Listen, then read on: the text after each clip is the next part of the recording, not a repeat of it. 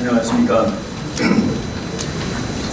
오늘 이 제목이, 이 세미나 제목이 잘못 심각한 것 같습니다. 대한민국 생존과 안보를 위한 핵균형 및 첨단 재래식 대응 방안. 그동안 북한 핵 문제를 말로 해결할 수 있다라는 그런 조금 더 허무한 그리고 맞지 않는 그런 풍조가 대유행하고 있었는데 결국 그 하노이 정상회담에서 말로 안 되는 것이라는 것이 증명이 됐습니다. 말로 안 되는 것이 증명됐으면은 그러면 다음 대안을 찾아야 되는 것이죠. 그리고 다음 대안은 더 현실적이고 궁극적인 대안이 될 겁니다. 저희 세미나 사회를 부탁을 받고 이 제목이 생존과 안보를 위한 핵균형 그리고 첨단 재래식 대응 방안이라는 이 제목을 보고서 드디어 이제 구체적으로 현실적으로 실질적인 대응 방안이 탐구되기 시작하는구나라는 생각을 했습니다. 그 발제문들을 보고 우리 김태우 박사님은 이 주제에 대해서 대한민국뿐만 아니라 세계적인 권위자임을 자타가 인정하시는 분입니다. 그리고 우리 박규락 교수님도 또 한국 국제문제, 안보 문제에서 타의 추종을 불허하는 이런 전문가이십니다. 이분들이 쓴 발제문하고 이 발제 파워포인트를 봤는데 저는 여기서 한 가지 가정이 있다라는 생각을 했습니다. 지금 우리가 북한을 제일 좋은 것은 북한의 핵을 뺏어버리는 겁니다. 붕괴시키든지 또 하여간 그 핵을 무력화시키는 방법이 있는데 여기에서 이 세미나에서의 과정은 우리가 이제 이런 세미나를 한 번 하고 끝나는 것이 아니라 앞으로도 많이 할 것입니다. 그래서 오늘의 가정은 북한이 일단 핵을 들고 있다라는 가정을 하고 여기에 대해서 우리가 어떻게 우리나라의 생존 방안을 찾아볼 것인가 하는데 이 논의의 주제가 제한된다는 그런 생각을 해보게 되었습니다. 그래서 그런 범위 내에서 앞으로 이제 12시 반까지 이 세미나를 진행할 예정입니다. 제가 지금 발표 드리는 내용을 다 듣고 나시면 세 가지 주제가 아마 머리에 남으실 겁니다. 김태우 박사가 얘기하는 게 이거구나. 첫 번째 거는 오늘 얘기하는 것이 상당히 미래지향적인 것들이다.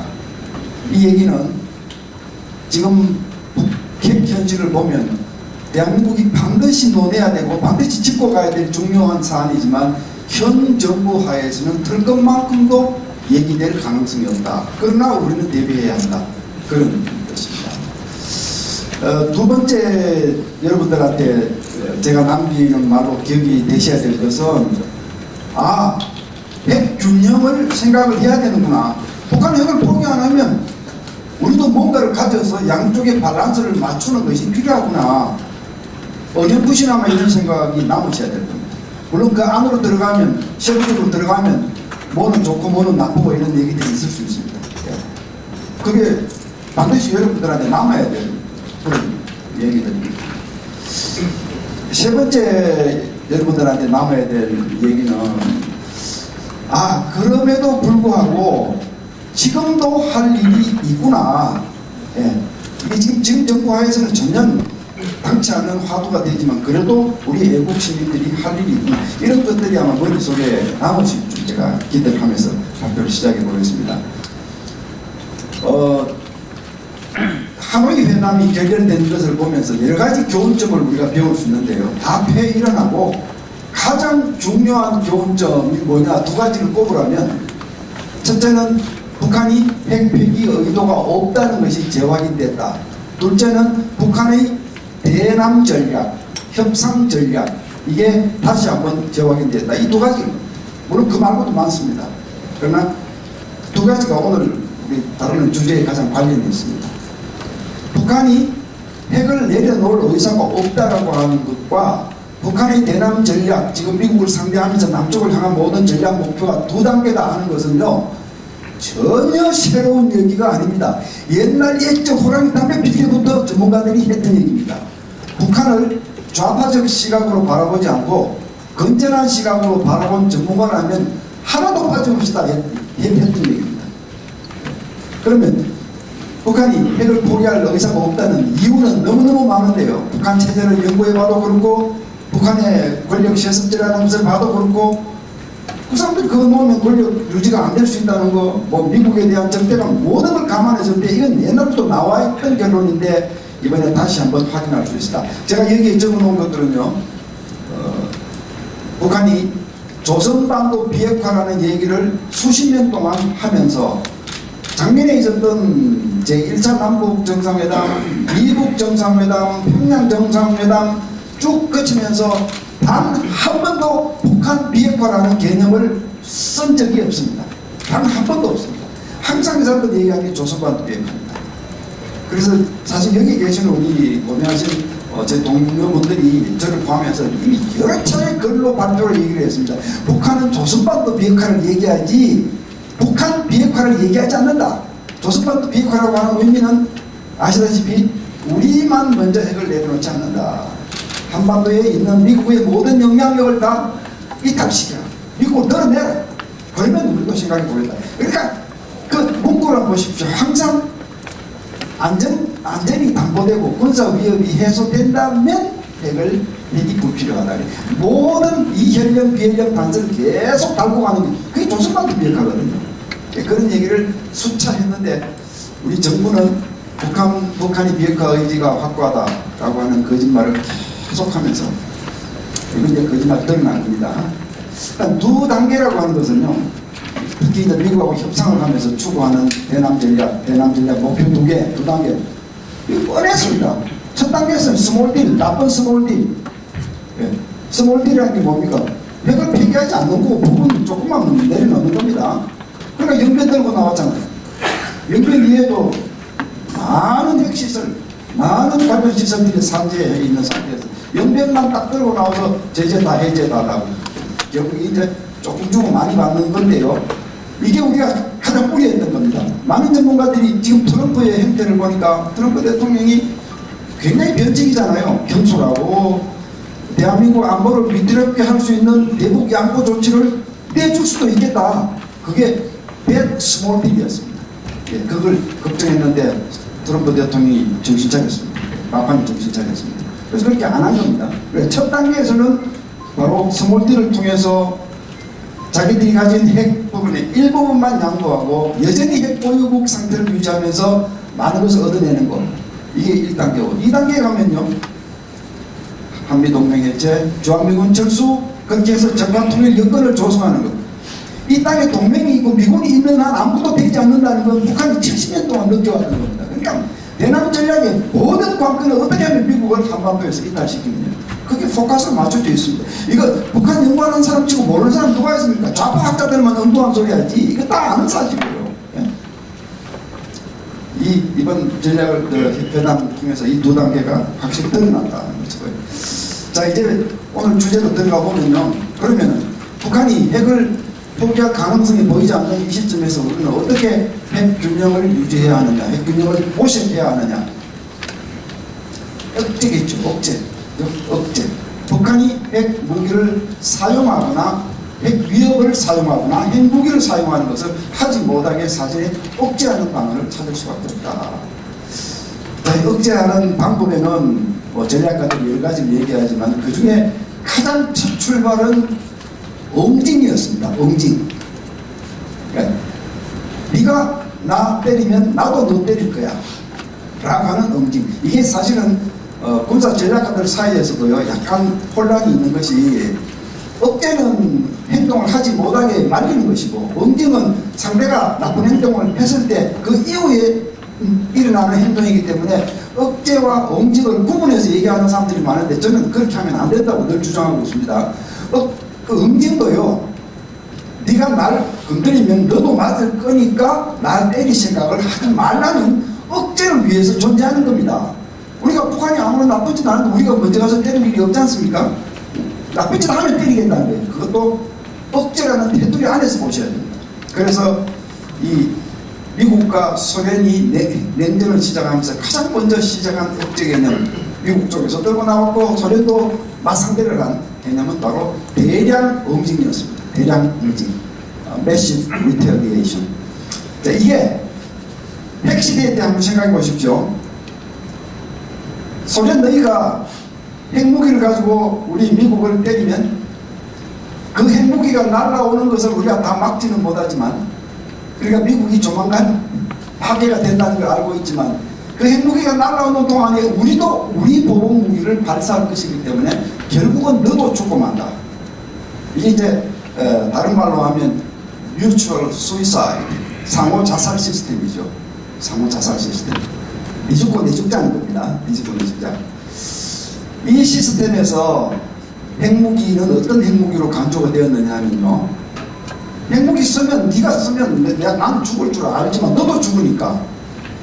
그리고 핵무기는 쓰면 너도 죽는다는 이 공포, 뮤추얼 수이사이드 공포, 상호 자살 공포를 키우면 키울수록 상대가 공격할 엄두를 내지 않는다. 그러니까 더욱더 억제가 잘 되고 안전해진다 라고 하는 이 논리하에서 양국이 핵무기를 계속 만들었던 겁니다. 이 논리하에서 1986년에는 미국과 소련의 핵무기가 7만 개 정도에 달했어요. 이건 인간의 머리로 상상할 수 있는 분량이 아닙니다. 바로 지금 같은 논리. 이 논리에서는 뭐가 전제가 돼야 되느냐 하면요, 누클리어 패러티, 핵 균형이라고 하는 개념이 정착돼야 됩니다. 다른 말로 하면 mutual vulnerability, 상호 취약성이라는 것이 확보가 돼야 됩니다. 쉽게 말씀드리면 이런 겁니다. 두 나라가 대치를 하고 있는데 A는 B를 마음대로 때릴 수 있는데 B는 A를 때릴 수 없는 상황이라면 A가 B를 먼저 때리지 않을 이유가 없죠. 그렇죠? 이거는 상호 취약성이 확보되지 않는 겁니다. 굉장히 위험한 겁니다. 상호 취약성은 너도 나 죽일 수 있지만 나도 너 죽일 수 있다는 상태가 항상 지속이 되어야 됩니다. 이게 뮤추얼 버너너빌리티가 확보되지 않으면 대량 보복에 의한 억제는 어렵다. 제가 굉장히 어려운 전략 부분을 쉬운 용어로 설명을 하고 있습니다만 충분히 쉽잖아요. 그죠? 네. 답이 없으시네요. 충분히 쉽죠. 그죠? 예. 자, 그런데 이 전략 하에서 핵무기는 어떤 핵무기로 간주되느냐 하면요, 사용하면 너도 죽고 나도 죽고 인류 공멸 아닙니까? 누클리어 웨폰, 핵무기는 unusable, 사용할 수 없다. 핵전쟁이 일어나면 다 죽으니까 unwinnable, 이길 수도 없다. 그래서 핵무기는 사용하지 않기 위해서 가지고 있는 무기다.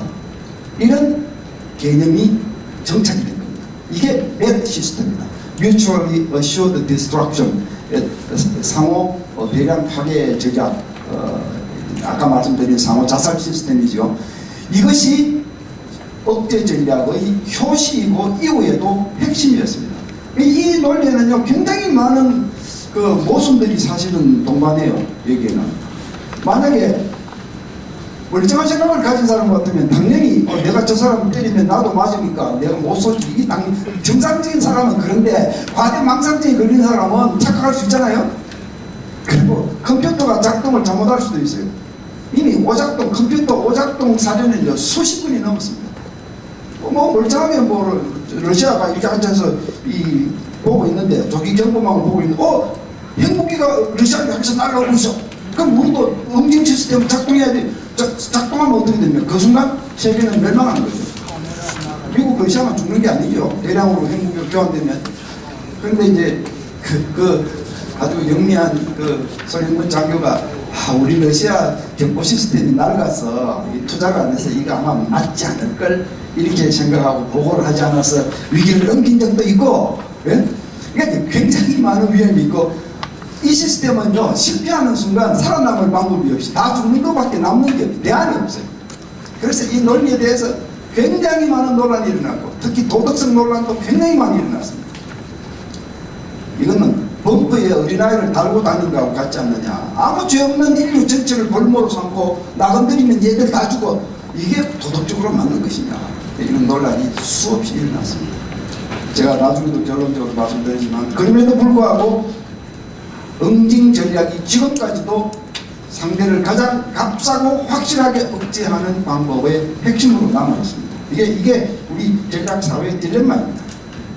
자, 그럼 바로 이 시대에 구축된 것이 삼축체제라고 하는 건데요. 삼축체제. 요즘 많이 들어봤죠. 우리 국방부에서 쓰는 삼축체제. 원래 어원은 핵삼축체제, 여기서 나온 겁니다. 그러니까 어떻게 하면 상대에게 나 건드리면 너 큰일 난다는 것을 확실히 보여줄 수 있을까? 그걸 보여주기 위해서 핵무기들을 공중과 바다와 지상에 3분해서 배치하는 것, 이걸 삼축체제라고 합니다. 뭐 신삼축체제도 나왔지만 기본적인 개념은 저런 겁니다. 오른쪽에 제가 지금 미국이 배치하고 있는 핵무기들을 좀 소개를 했는데요. 그 밑에 보이시는 저는 핵 잠수함 사진입니다.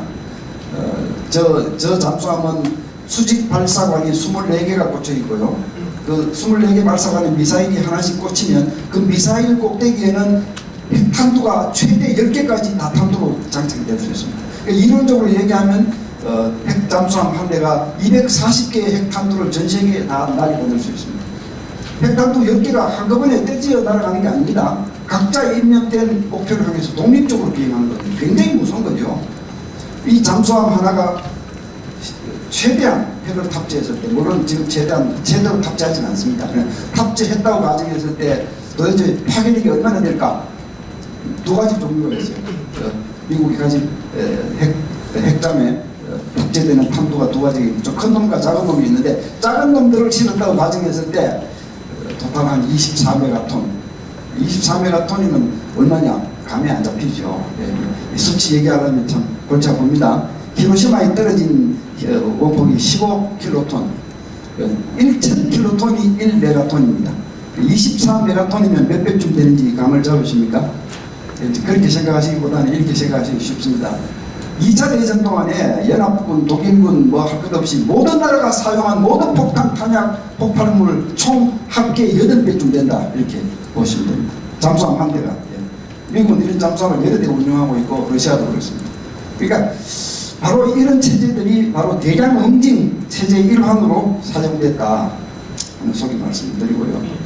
제가 여기 또 다른 전략을 소개를 했는데요. 아까 제가 말씀드린 대로 이 상호 자살 시스템에 여러 가지 논란이 많이 있었잖아요. 그죠? 제가 말씀드린 그 논란을 보완하기 위해서 등장한 것이 두 번째 핵스쿨, 핵전략 스쿨이라고 할 수 있는 누클리어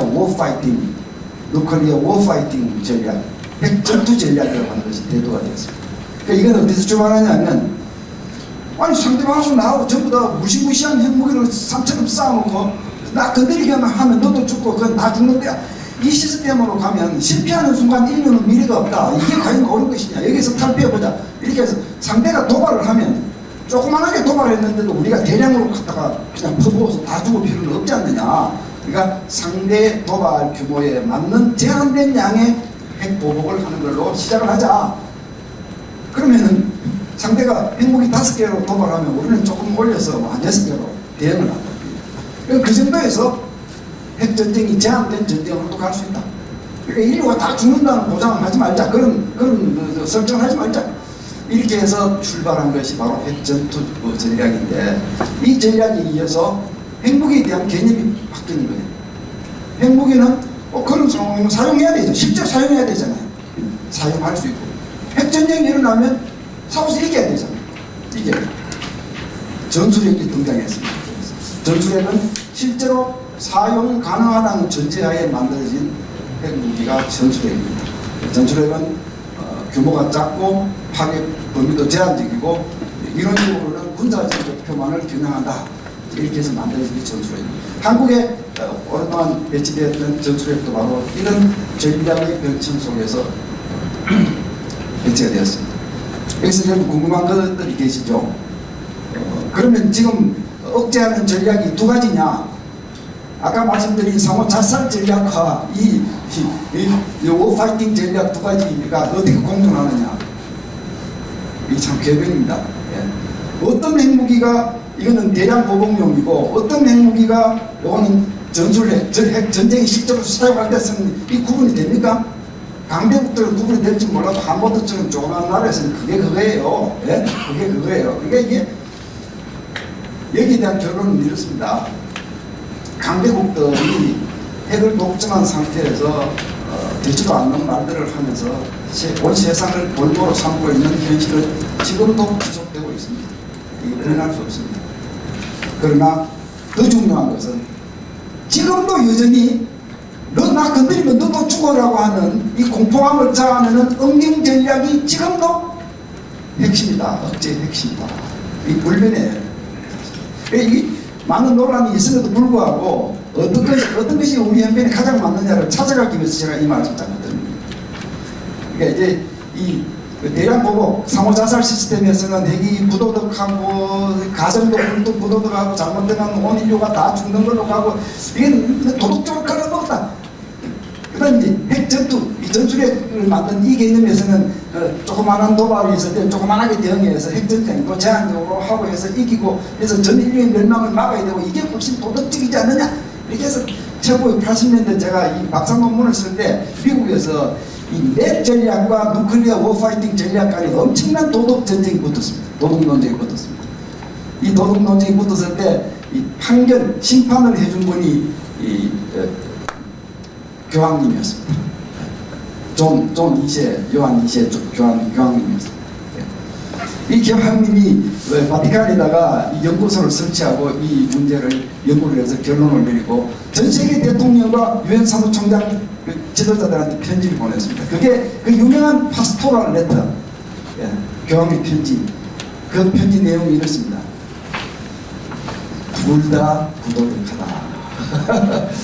핵무기는 꼭 필요할 때까지만 있고 기본적으로는 없애야 한다. 그리고 이 두 전략은 모두 다 부도덕하다.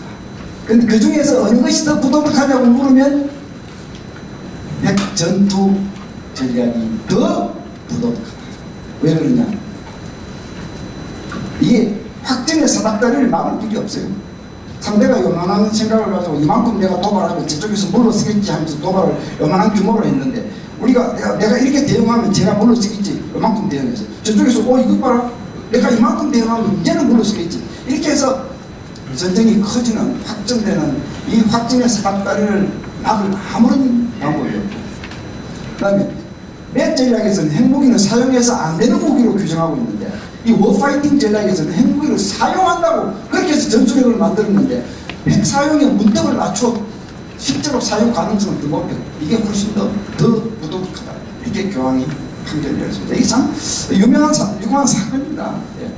제가 이런 배경을 가지고 한반도 얘기를 이제 좀 해보겠습니다. 한반도 얘기를 북한이 핵을 포기하지 않는 이 상태에서 지금 정부는 아닙니다만 다음 정부에서는 해야 되잖아요. 이건 고민해야 되잖아요. 우리가 단계적으로 생각할 수 있는 대안이 뭐냐면 네 단계가 있습니다. 네 단계가. 첫째 단계는 이제 이따가 우리 박연학 교수님이 말씀드릴 제재적으로 핵을 억제하는 수밖에 없다. 많은 분들이 아니 핵무기하고 제재무기하고 붙으면 게임이 안 되는데 어떻게 억제가 되느냐 라고 얘기를 하시지만 제가 아까 드린 말씀을 자꾸 되새겨 보십시오. 너 까불면 내가 너 죽일 수 있어라는 메시지를 줄 수 있으면 제재무기도 효과가 있는 겁니다. 효과가 있는 겁니다. 그리고 제재무기는요 사용 문턱이 낮아요. 사용하기 쉽잖아요. 핵무기보다. 그러니까 북한이 내가 남한에 대해서 이런 짓을 하면 남한이 지금 가지고 있는 제재무기 저거는 바로 사용될 것 같아. 이런 크레디빌리티 이런 신뢰를 주는 신뢰성을 주는 데 있어서 제재무기가 훨씬 더 우수한 측면이 있습니다. 그래서 이 부분은 반드시 해야 됩니다. 이거는 지금 정부에서 반드시 해야 돼요. 지난 두 정부에서 열심히 해왔습니다. 삼축 제재를 하면서. 그런데 이 정부에서는 후퇴시켜버렸습니다. 반드시 해야 될 것을 후퇴시키는 첫 단계입니다. 두 번째 단계에서는요. 핵무장 잠재력 극대화. 제가 여기서 핵무장이라고 그러지 않고 그 나중에 미국 잠재력까지만 얘기하는 것은요. 국제 규범들을 보시면요. NPT라는 이런 규범들을 보시면 핵을 가진 나라들은 가지고 있지만 나머지 나라들은 더 이상 못 가지게 규제를 해놓은 그게 NPT 아닙니까? 그런데 그 NPT에는요. 핵을 안 가진 나라가 핵무기를 보유하는 그걸 막고 있는 것이지 핵무기를 뺀 나머지 활동에 대해서는 규제하고 있지 않습니다. 농축, 제철 이런 것들은 핵연료를 만드는 데도 농축 필요합니다. 또 핵연료봉을 환경적으로 안전하게 처리하는 데 제철이가 필요하고 평화적 원자력 산업에 있어서도 핵심적인 겁니다. 그러니까 이거 규제 못해요. 그런데 이거는 핵무기를 만드는 데도 이 과정을 거쳐야 돼요. 바로 듀얼 퍼포스, 약 2중 용도를 가진 그런 시설들이죠. 이거는 국제법에서 법으로 금지할 수는 없습니다. 만약 이게 핵무기로 가는 길이기 때문에 금지한다 그러면 백화점에 등산칼 이거 왜 어떻게 팝니까? 청산칼이 어떻게 사용합니까? 등산가는 뭐 식칼, 우리 와이프가 들면 참 나 살려먹긴 멀리 살리는 도구지만 강도가 들면 무기는 이렇게 이중적인 용도를 가진 물건들은 그냥 씌워셨어요. 이거 다 금지 못하잖아요. 그래서 저는 박사학위를 받고 와서 한국에 와서부터 북한 핵 문제가 시작되는 걸 보면서 대한민국이 이거는 해야 한다. 핵무장을 하면 맞아 죽는다. 강대국들한테 맞아 죽는다. 근데 참 아이러니컬하게도요. 제가 한 10분 남았습니다. 제가 사실은 이 핵 공부를 하러 갈 때는 대한민국 핵무장을 시키고 싶어서 그때 젊은 5기가 발동해서 직장 집어넣고 갔어요. 그런데 박사학위를 받고 오면서 생각이 바뀐 게 약소국이 핵무기를 갖겠다고 설치는 순간 동맹도 없고 아무것도 없어요. 다 두껍게 맞고요. 외교, 경제 다 봉쇄당하고 대한민국 살아남지 못해요. 제가 그 현실을 제가 공부하면서 배웠기 때문에 목표를 제가 낮춘 거예요. 사실은. 핵무장을 얘기하지는 말자. 그러나 핵무장 잠재력까지는 하자. 그래서 국제법으로 이걸 금지를 못하니까 강대국들이 외교적 압력으로 내셔널 파워로 압력을 가는 거예요. 사실 미국 압력 때문에 우리 농축 재질이 포기한 거잖아요. NPT 때문에 포기한 게 아니에요. 근데 이 두 번째 단계 이거 반드시 해야 한다. 지금까지 못했고 과거 보수 정부도 안 했어요. 못했어요. 미국 눈치 보면서. 다음 정부에서는 반드시 해야 합니다. 세 번째, 핵우산 강화. 핵우산이라는 개념이 뭡니까? 일종의 상호자살 대량 응징입니다. 일종의 대량 응징입니다. 북한이 미국을 건드리면 미국이 너도 죽이겠다. 이게 미국의 기본 억제 개념인데 이 개념을 동맹국에도 확대 적용한 겁니다. 확대 적용한 것이 바로 핵우산입니다. 너가 내 친구 한국을 때리면 핵무기를 때리면 내가 맞은 것처럼 생각하고 내가 너를 조져주겠다. 미국이 자국에 대해서 적용하고 있는 핵 억제 개념을 동맹국에게 확대 적용했다고 해서 이것을 Extended Deterrence, 확대 억제라고 부르는 것이죠. 이 핵우산이 더 강해야 되겠다. 그 한미 동맹조약에 핵우산 조약 내용이 들어있다고 여러분들 생각하시죠? 우리 조약에 핵우산은 없습니다. 없습니다. 동맹이 튼튼하다는 건강성 때문에 그렇게 믿고 있는 겁니다. 동맹이 나빠지면 핵우산도 희미해질 수 있습니다. 이 부분은 동맹조약을 개정하는 방법으로 또는 다른 방법으로 앞으로 동맹 관리를 통해서 강화해야 되는 우리 과정이 이것도 반드시 해야 되는 겁니다. 1번, 2번, 3번은 지금까지 했어야 되는 문제입니다. 4번 전술핵 재반입니다. 자, 북한이 핵을 가지고 있는데 우리는 없다. 우리는 미국 핵우산에 의존하고 있다. 그런데 미국이 대한민국 동맹국이라고 생각하지 않는다. 동맹이 옅어졌다. 약화됐다. 그럼 대한민국 공중에 붕 뜨는 거예요. 그럴 바에야 전술핵을 가져오자. 전술핵 가져와서 이건 비록 미국 무기지만 일단 한반도의 균형을 맞추자. 이게 이제 다음 단계 생각할 수 있는 것이고 마지막 단계 생각할 수 있는 것이 야 이제 믿을 놈 없다. 우리가 핵무장 해야 되겠다. 독자적 핵무장. 이 5단계로 나눌 수 있는데 이 3번까지는 지금까지 했어야 되는 겁니다. 4번은 지금 한미 간의 논의를 동맹이 튼튼하다면 지금 논의가 돼야 되는 문제입니다. 5번은 아직은 아닙니다. 제가 보기에 5번 하자는 분들도 많이 계시지만 아직은 아닙니다. 제가 전술핵 얘기를 재반핵 얘기를 잠깐만 하면요. 재작년에 그 자유한국당에서 2차례 전술핵 재반입을 촉구하는 의원단이 방미를 했고 저도 그 전문가 일원으로 가서 그분들한테 도움을 드리는 그런 역할을 했는데 그 당시에 북핵 상황이 심각했죠. 2017년 북한 미사일 쏘고 막 실험을 받은 상황인데 전술핵을 다시 가져오는 문제에 대해서 찬반이 있습니다. 이 장점과 단점이 혼재하고 있는데 특정 방송을 들으면요 가져오면 안 되는 얘기들만 잔뜩 하고 있어요. 잔뜩 하고 있어요. 근데 그 중에는 정말 우스운 얘기들이 많아요. 우스운 얘기들이. 아니 미국이 뭐 전술핵을 굳이 한반도에 가져오지 않아도 마음만 먹으면 본토에서 그냥 휙 쏘면 북한 그냥 작살낼 수 있는 수단이 수두룩한데 왜 전술핵을 가져오냐 이렇게 얘기하면서 그래서 전술핵 가져오자고 하는 사람들은 정신 나간 사람들이라고 이렇게 김아무개 주아무개 이런 사람들이 교통방송 나와서 막 얘기하는 걸 제가 듣고 이 사람들아 당신들은 억제 공부를 더 해야 한다. 억제라고 하는 것은요 크레디빌리티에서 시작하는 겁니다. 퍼셉션에서 시작하는 겁니다. 북한이 보기에 내가 대한민국이 도발을 해도 미국이 저 봉투에 있는 장거리 미사일 가지고 날 때릴까? 보복할까? 그러지 안 하겠지. 이렇게 생각하면 이건 억제력이 문제가 있는 거고요. 바로 옆에 대한민국 땅에다가 조그마한 전술핵들을 갖다 놔. 사용하기 쉬운 조그마한 전술핵들을 갖다 놔. 그럼 북한이 보기에 내가 대한민국 도발하면 저거는 바로 사용할 수 있을 것 같은데, 이렇게 생각하면 억제력이 커지는 겁니다. 억제력의 출발점은 퍼셉션, 크레디빌리티에 있는 겁니다. 그러니까 지금 저 사람들이 교통방송에 나와서 짓거리는 저 얘기들이 억제 전략을 제대로 공부하지 않은 사람들이 함부로 짓거리는 얘기들 제가 듣고 기가 차.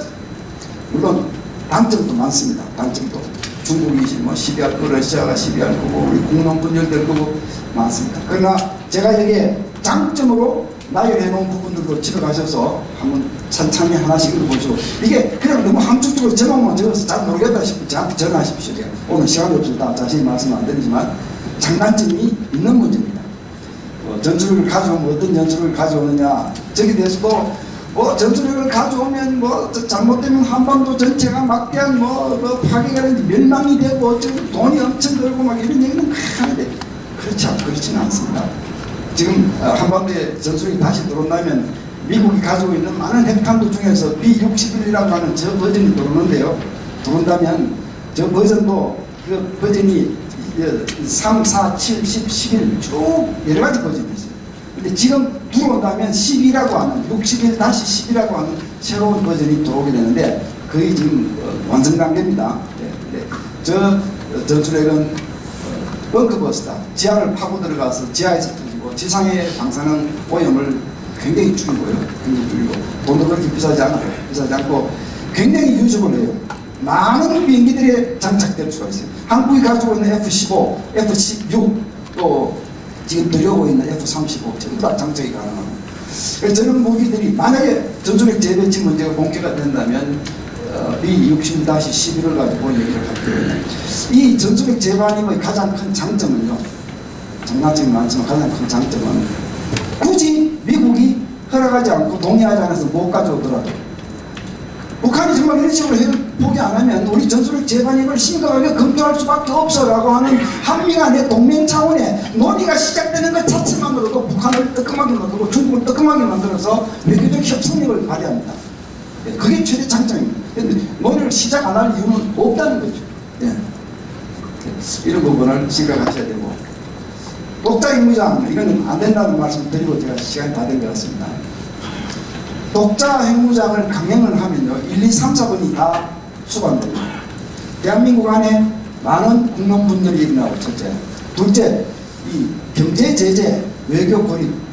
이게 북한 같은 나라는 문 걸어 잠그고 사는 나라이기 때문에 버티지만요, 대한민국은 무역 교역 안 하고 문 닫히면 우리 번영은 일순간 다 없어지는 겁니다. 그러니까 감당하기가 참 어렵다는 거죠. 세 번째, 중국과 러시아 반발. 중국이 20년 전 중국 아닙니다. 아마 대한민국 죽일듯이 알게 될 겁니다. 우리도 이 정도 참 국력 가지고 유럽에 위치를 했으면 괜찮은 나라가 될 텐데, 정말 우리 조상들이 더러운 데 장소를 잡아가지고 세계에서 제일 군사력이 막강한 나라들 사이에 딱 그냥 그러니까 중국, 러시아가 죽기 살기를 각오하고 대한민국을 괴롭히면 정말 우리 참 감당하기 어려운 부분이 있습니다. 네 번째는 동맹이 파탄된다는 거예요. 동맹이. 자, 여기서 말이죠. 제가 결론은 이렇습니다. 지금도 우리가 독자 핵무장을 주장하는 것은 필요하지만 적어도 대통령 대선 후보군에 속하는 비중 있는 정치인들은 이런 얘기를 하면 안 돼요. 핵무장하자는 얘기가 일반 학자들이나 국민들 사이에 나오지 않는다면 그 국가 자존심상 그것도 맞지 않아요. 이게 잘 컨트롤되는 어떤 하모니를 이루어서 이 주장이 나와야 되고, 실제 정책 결정자들은 이 네 가지를 감안한다면 독자 핵무장을 결행해서는 안 돼요. 그 대신 정말로 막판에 가면, 정말로 이거 아니면 살 길이 없다고 생각하면 핵무장이라고 하는 선을 건너뛸 수 있는 핵무장 잠재, 제가 2번에서 말씀드린 그거는 충실히 하고 있어야 한다. 예외가 있습니다. 예외. 이 네 가지 중에서요, 동맹 파탄이 수반되지 않는 핵무장을 할 수 있습니다.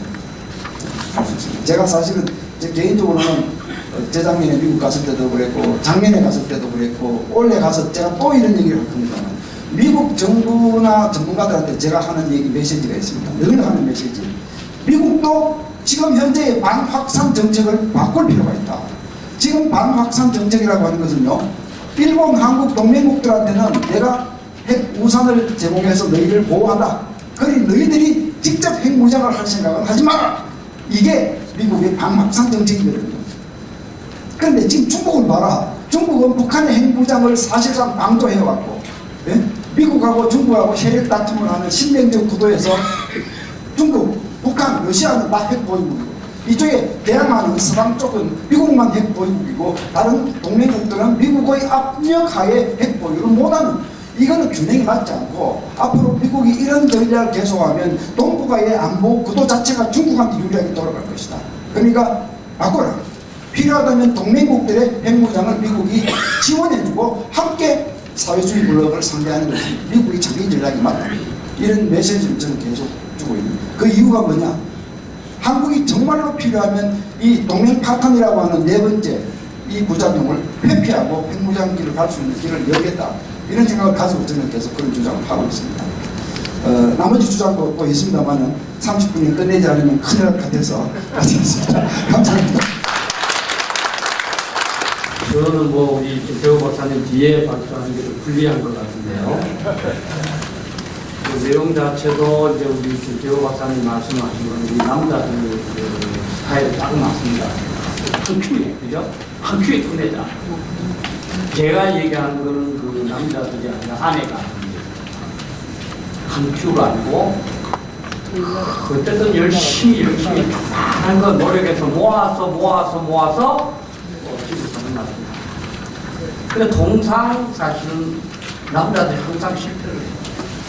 곳곳에서 내가 내년에는 그냥 완전 막 그냥 우리처럼 손에 물 안 묻히게 해줄게. 그 말을 20년, 30년 계속 그러나 아내가 나가서 식당에 가서 일해서 그다음에 뭐 돈 몇백만 원 벌어서 차곡차곡 쌓는 거, 이게 좀 귀하지 않을까 이런 차원에서 제 부분도 그렇게 그 관심을 안 가져도 되는 부분은 아니다 생각합니다.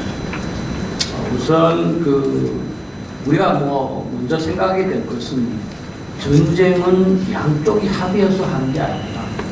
한쪽이 전쟁을 일으키고 하게 됩니다. 항복하지 않겠다. 우리 많이 겪었지 않습니까? 학교 생활하면서 제가 먼저 싸우고 싶어 했습니다. 내 친구 때리는데 어떻게 합니까? 항복해서 걔 말을 안 들으려고 싸워요. 그러니까 전쟁은 불가피하다는 거죠. 우리가 선택하는 게 아니라는 그런 차원에서 먼저 대비를 해야 된다는 거고, 이번에 그 하노이 미국 정상회담에서 두 개의 불편한 진실이 있습니다. 첫 보수, 진보가 싫어하는 불편한 진실이 뭐냐면, 우리가 잘 알듯이 북한은 절대로 핵무기를 포기 안 하려고 한다. 이걸 이제 알게 됐거든요. 근데 보수가 싫어하는 진실, 이걸 인정하지 않을 겁니다. 완전히 드러나지는 않았지만 상당 부분 알게 됐습니다. 뭐냐면 미국은 한국을 언제라도 포기할 수 있습니다. 사실 가기 전에 뭐 동전사는 뭐 미국 그냥 언제든지 해줄 줄 아세요. 우리 내역에서 그렇게 그러면 안 된다고 그랬지만, 그죠?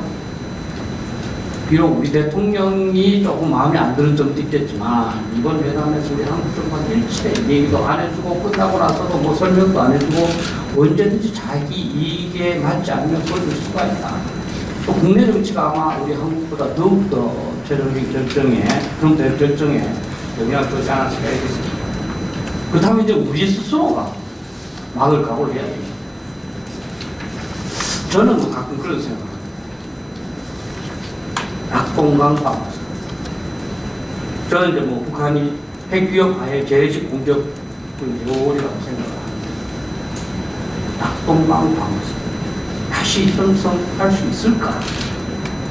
사실 6.25 전쟁 때 우리 군인은요, 한 번도 제대로 못 싸웠어요. 그냥 도망쳤습니다. 그러다가 그래도 미군이 들어오니까 스미스 부대가 들어와서 조금 뭔가 하니까 그래도 용기를 얻었으나 저는 그때 그나마 저는 우리 국민 중에서 좀 낙동과 방송에서 기회했던 사람이 저는 경찰이라고 봅니다. 실제 여러분들 잘 모르시겠지만 경찰은 유교 직전에 우리들보다 장비가 좋았습니다. 왜냐하면 경찰은 미군이 들어왔을 때 우리 군인은 없었지만 경찰이 있어야 치안이 됩니다. 공개 소탕 장비도 좋은 걸 줬어요. 그래서 경찰이 사실 3.8성 경비도 썼습니다. 여러분 잘 모르시죠? 경찰이 내려가면서 그래도 나름대로 막 이리저리 그냥 주민 통제하고 군사적인 임무도 좀 온갖 걸 다 했습니다. 작품이라 기여했다. 또 이제 미군들한테 미군들에 가서 싸울게. 그래서 낙동강 방어선을 실제 투입됐습니다. 그때는 그런 의지라도 있었는데 의지가 있는 집단에 단 하나라도 있으면 지금 있겠는가. 과연 우리 이순신 장군이 얘기했듯이 상류 14 아직도 12척이 있다는 마음을 우리가 갖게 될지 안 되는지 잘 모르겠습니다. 사실. 저는 우선 어쨌든 간에 우리가 미국의 도움도 없이 북한의 핵 위협을 하야겠다 이런 차원에서 이걸 어떻게 해결할 것인가 이걸 고민해야 된다. 네. 여러분들께서 다 어떤 사람의 아버지고 어떤 사람의 할아버지일 겁니다. 그 아들과 손자가 불안해하는데 여러분들이 하실 말이 아니야 미국이 도와줄 거야. 하느님이 보호해 줄 거야. 그건 아니지 않습니까? 그렇죠? 내가 뭘 해주겠다는 말이 있어요. 그런 차원에서 한번 보자. 우리가 해야 될 일은 첫 번째 가장 중요한 거는 제가 쭉 썼습니다만 현실을 평가하고 제가 28페이지 방향을 제시하고 있는데요. 우선은 특효학은 없다. 근데 그 중에서도 가장 실질적이고 할 수 있는 건 뭐냐면 만약에 김정은이 우리한테 핵무기 공격을 가한다면 김정은과 그 가족은 어떤 수단과 방법을 동원하든지 간에 우리가 삭삭합니다. 이런 의지를 갖고 이런 능력을 갖고 그거를 과시해야 됩니다. 그게 이제 김태호 박사님 말씀하시는 억제. 근데 이거는 좀 뭐라고 명칭을 붙이느냐면 최소 억제라. 김태호 박사님 말씀하시는 거는 최대 억제. 최소 억제는 영국과 프랑스다. 영국과 프랑스는 200발 정도의 핵무기만 갖고 있는데 잠수함 달랑 4척만 있습니다.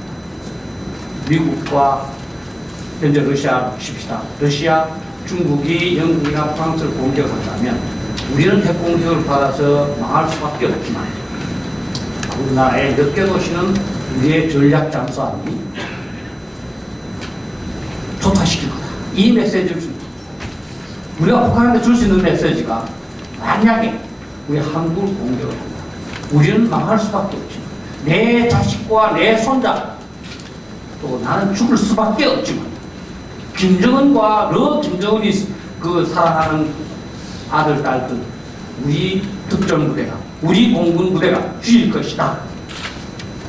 이거를 듣고 있습니다.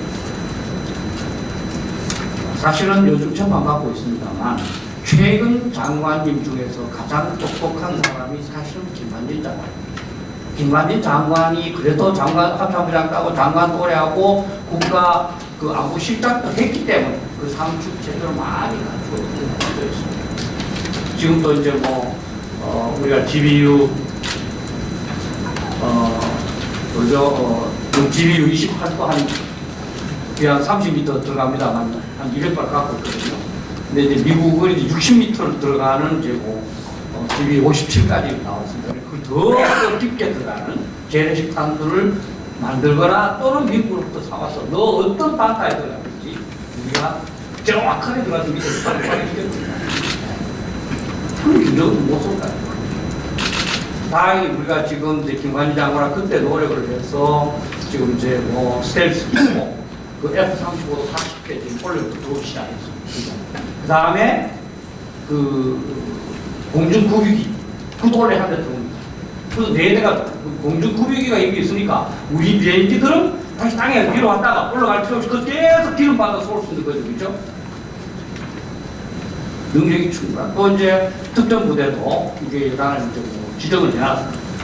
여러 가지 지금 현 정부가 시원찮게 하니까 이게 잘 안 되고 있다는 게 문제인데 우리도 그러한 능력을 충분히 갖출 수 있고 그런 메시지를 줄 수 있다. 두 번째는 이제 선전타에 미리 쏘는 거죠. 우리 공군력도 좋고 하기 때문에 충분히 가능합니다. 미리 쏠 수 있습니다. 사실 제일 처음에 북한이 핵 공격을 한다고 그럴 때 가서 바로 공격하면 바로 다 없앨 수 있죠. 근데 다 없애기가 북한이 만 100개를 만들면 그런 문제가 생깁니다. 그러나 우리의 공군력이 굉장하기 때문에 미국하고 같이 하면 문제 없는 거죠. 계속 공중에 떠 있으면서 정보를 받아서 계속 타격할 수 있는 겁니다. 사실 한 번 가면 끝난 게 아니잖아요. 충분히 타격할 수 있습니다. 그런데 그래도 북한이 핵공격을 한다 하는 걸 알고 핵공격이 실제 이루어질 때까지 시간이 짧잖아요. 옛날에는 고체 연료라서 시간이 한 30분 보장됐다고 그러는데 지금은 옛날에 액체 연료라서 30분 보장됐다고 그러는데 지금 고체 연료니까 그냥 바로 쏠 수 있다는 부분이에요. 그 전에 쏴버려요. 그죠? 이게 북한이 공격할 가능성이 굉장히 높다. 규칙을 해야 돼요. 국제사회가 우리를 비판하더라도 너 왜 북한 쏠라고 하는 거 아니야? 너 믿어서 하냐? 하더라도 그걸 없애야 돼요. 꼭 이와 똑같습니다. 여러분들이 사랑하는 그 아가씨를 놔두고 어떤 나쁜 애하고 결투를 하게 됐습니다. 내일 정오에 결투를 합니다. 내가 총이 좀 빠르니까 제가 먼저 뽑은 거 보고도 쏠 수 있어요. 그런데 소문에 죄를 지고 그렇게 하시겠어요. 내일 결투에 딱 나가서 경도 부르 맞고 죽으면서 내가 사랑하는 여자한테 나는 비겁하지 않았노라 그거를 알아주라 하고 죽겠습니까? 아니면 오늘 저녁에 뭐가 전쟁에 가서 쏴버리죠. 북한이 핵을 갖고 있는데 미리 쏘는 게 전쟁을 가야 된다. 그렇잖아요. 배 핵 공격을 받은 우리 대응 수단이요. 그러니까 전부 다가 말은 선전타격이라고 말하지만 실제 미국도 미리 쏴버려요. 그걸 이제 항문적으로 예방타격이라고 그러는데요. 그 너무 북한에 징후가 있느냐 없느냐 이거를 너무 굉장히 듭니다. 우리가 필요하다면 쏴야 되고 전 세계가 우리를 욕하는 것도 중요한 것은 내 아들과 내 손자가 안전한 거 그렇잖아요.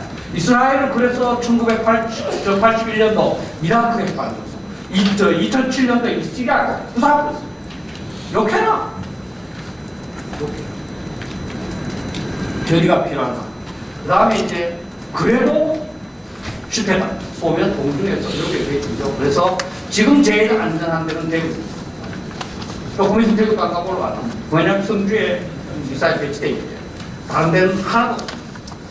서울의 일부 팩토리라고 조금 배치되어 있어요. 나머지 여름 팩토리 있는 거 뭐 도시에 있는 거 그렇지 않습니다. 전 공군 행장 지키기 위해서. 그래서 우리가 지금 MCL도 성공을 했기 때문에 각 도시 지금 사실 제가 뭐 대전시장이라고 제가 요구하겠어요. 야 우리 대전 그 핵공격 받으면 좀 보호해줘라 이거냐. 괌이 위험하니까 괌의 주지사가 바로 미국 경호 야이 배째라 나 불안해서 못 살겠어. 근데 희한하게도 우리나라도 저 지방자치 하자 한 사람도 그런 사람이 서울도 마찬가지. 서울은 워낙 분리하고 짧았어. 그렇지만 패트리어트를 더 많이 배치하고 그 다음에 좀 더 사드만큼은 이제 북한에서 그만 올라갈 필요가 없으니까 조금 이제 우리 LCM을 개발하고 있는데 그것도 배치를 해요. 맨 마지막으로 우리가 할 수 있는 거 이것도 귀찮고 뭐 별로 재미없는 일입니다. 아내가 하는 일과 똑같습니다. 그거는 대피. 네, 오타가 났는데 최소한 민망인데 대피소 만들어야 돼요. 여러분 모르시죠?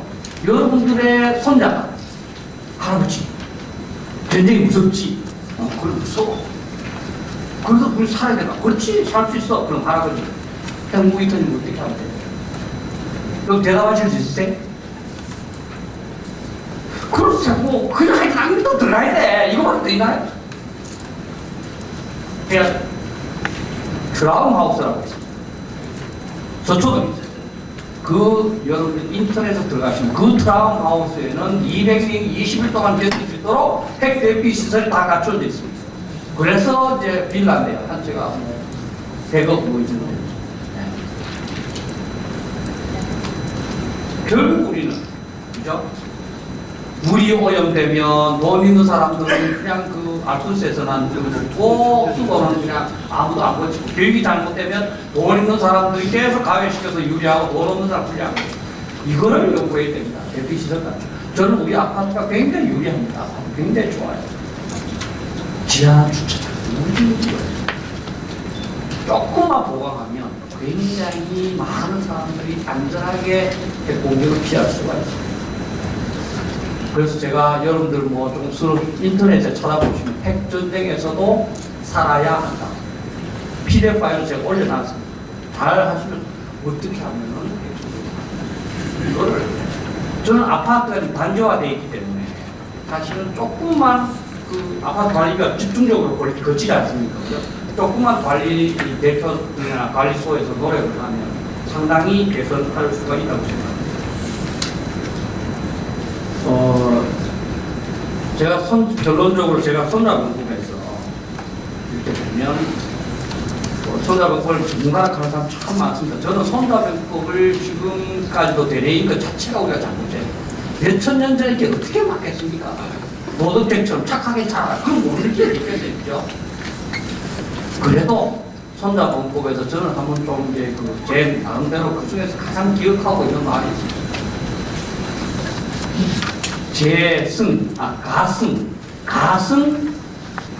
가승제적, 불가승 제기. 이게 한자가 이게 정확하게 해석이 어려운데, 가승제적, 내가 승리하는 것은 적한테 불가승 제기, 내가 지지 않는 것. 적을 하여 불가승하도록, 적을 하여 이루는 것. 그건 나한테. 내가 할 수 있는 거는 지지 않는 거지 승리하는 건 아니라, 승리는 적이 실수하면 이기는 거. 그죠? 아마 선거나 여러 가지 다른 우리 인생을 살아봤어. 그죠? 뭔가 결정적인 성공을 얻는 것은 내가 열심히 했지만 상대가 실수하거나 어떤 그 여건이 될 때 아닙니까? 우리가 해야 될 이 북한은 무슨 통일한다, 뭐 우리가 핵전쟁 승리한다, 이런 게 아닙니다. 우리가 지지 않는다. 적화 통일 다 하지 않는다. 우리가 핵통일을 당하지 않는다. 우리 아들, 딸과 내 손자가 죽지 않도록 한다. 한 이런 차원에서 해야 되고, 그건 결국은 안전을 기획한다. 한 가지만 제가 이 기회를 통해서 시간이 주어졌으니까 말씀드리고 싶습니다. 이제는 저도 마찬가지로 여러분, 이제는 내가 뭘 할 때는 됐어요. 남한테 뭐 해라 하지 마라. 내가 이 순간에 우리나라의 안보를 위해서, 우리나라의 영성을 위해서, 우리나라의 공정을 위해서 뭘 할 거냐. 단 한 가지라도 이 우리나라의 안보 태세, 우리나라의 번영 태세에 도움이 되는 일을 내가 해야지, 사실은 막 이런 일을 해야 된다고 막 뜯으면서 하는 거 하지 않잖아요. 저는 사실 요즘은 그것도 지쳤습니다. 페이스북에 올 때마다 제발 남 욕하지 맙시다, 남 욕하지 맙시다. 항상 얘기해요. 특히 우리 편 욕하지 맙시다, 우리 편 욕하지 맙시다. 다 어려운 현실 속에서 다 마음은 있지만 잘 못하고 있는 게 우리 보수층이고, 우리 뭐 예를 들어서 뭐 자유한국당 국회의원들이고 다 그렇습니다. 네. 다 세상 살아가다 보면은 다 그냥 마음은 이랬는데 현실 때문에 그래 못하고 있지 않습니까? 사는 사람 매반하기도 하고, 또 원칙에 어긋난 그런 행위를 하고, 나중에 후회하기도 하고 그렇습니다. 근데 내 말고 다른 사람에 대해서는 조금만 잘못하면 그냥 막 핵균 없는 얘기예요.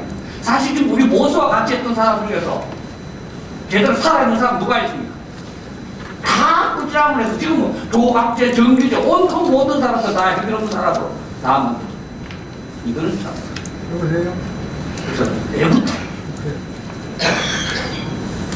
작은 일, 우리 그 보수, 나는 국가 안보를 생각하는 사람들, 국가 안보를 생각하는 단체, 이 대한민국에 도움이 되는 그런 못하는 게 야당을 모르겠습니다. 그런 발언 마칩니다. 이 자리에 계신 많은 분들이 뭐 의무로양을 공감하시겠지만, 제가 보기에 지금 우리나라는 역사적인 분기점에 와 있습니다. 이 북한 핵 문제가 어제 오늘의 일이 아니고 30년 된 문제입니다. 본격적으로 91년부터 시작됐지만, 과거 김일성이 했던 대남 공세까지 치면 40년, 50년 된 문제인데, 이 문제가 이제 최종 정리의 단계에 와 있습니다. 우리 입장에서 볼 때는 이 북한의 핵 위협을 극복하고 다시 도약하느냐, 아니면 북한의 핵 위협에 불복해서 불정의 세월을 보내느냐, 우리 후손들에게 못난 나라를 물려줄 것인가 하는 그 분기점에 와 있습니다. 그런 관점에서 오늘 제 토론은 한 4가지 점에 초점을 맞춰가지고 간략하게 말씀드리겠습니다. 먼저 하노이 정상회담은 성공한 회담입니다. 많은 분들이 하노이 회담이라는 그 하나만 보고 합의가 되지 않아서 이건 실패다라고 말씀하셨는데, 사실 그 작년에 싱가포르 회담에서부터 저는 이 미국 정상회담의 성공의 판단 기준은 2가지다. 2가지 가능성 중에 하나만 되면 성공이다라고 제가 얘기를 했는데, 첫째는 북한의 김정은이 정말로 허심탄회하게 다 핵과 모든 대량 살상 무기 폐기하고 국제사회 사찰 받고 체제 보장 받고 경제 지원 받으면 되는 겁니다. 그런 의사를 명백하게 밝혔으면 그거 성공입니다. WMD 다 포기하고 NPT의 핵 비보이국으로 다시 복귀한다고 얘기했으면 성공입니다.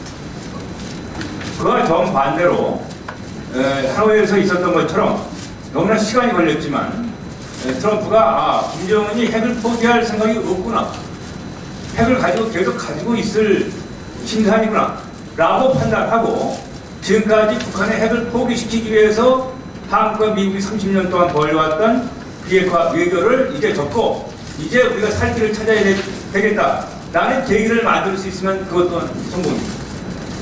저는 이번 하노이 회담은 그 2번째 가능성에 상당히 근접해 갔다는 점에서 성공한 회담이라고 봅니다. 소위 우리가 얘기하는 북한 지도부가 핵을 포기할 생각이 없다라는 불편한 진실, 북한 김정은의 속내를 확인해서 우리 국민들로 하여금 명백한 진실에 더 다가설 수 있는 진실의 순간을 앞당겼다는 차원에서 성공한 회담입니다. 회담 준비 과정에서 회담 의제로 완전한 신고가 되는 성공이다, 로드맵을 만드는 성공이다, 여러 가지 얘기가 있었는데, 사실상 이거는 그 공허한 얘기들이고요. 핵심적인 거는 김정은이 핵을 포기할 의사가 있는지 없는지 그걸 확인하는 거였어요. 지난 30년 동안 우리가 비핵화 외교하면서 왜 이렇게 시간을 끌고 반신반의하면서 이렇게 북한의 진리를 끌려왔는가? 김정은 북한 지도부의 의사를 확인할 계기가 없었기 때문에 그렇습니다. 소위 실무급에서 협의하면서 절도계산 말장 하나 하고 용어 혼란전설을 쓰니까 우리가 헷갈렸던 건데, 이제 미국 대통령이 북한 최고 지도자를 만나가지고 1대1로 확인하는 그 엄청난 역사적 기회를 방문해서 그 결과 김정은이 핵을 포기하지 않겠다고 결론 난 거 아닙니까? 그런 점에서 이번은 성공이다.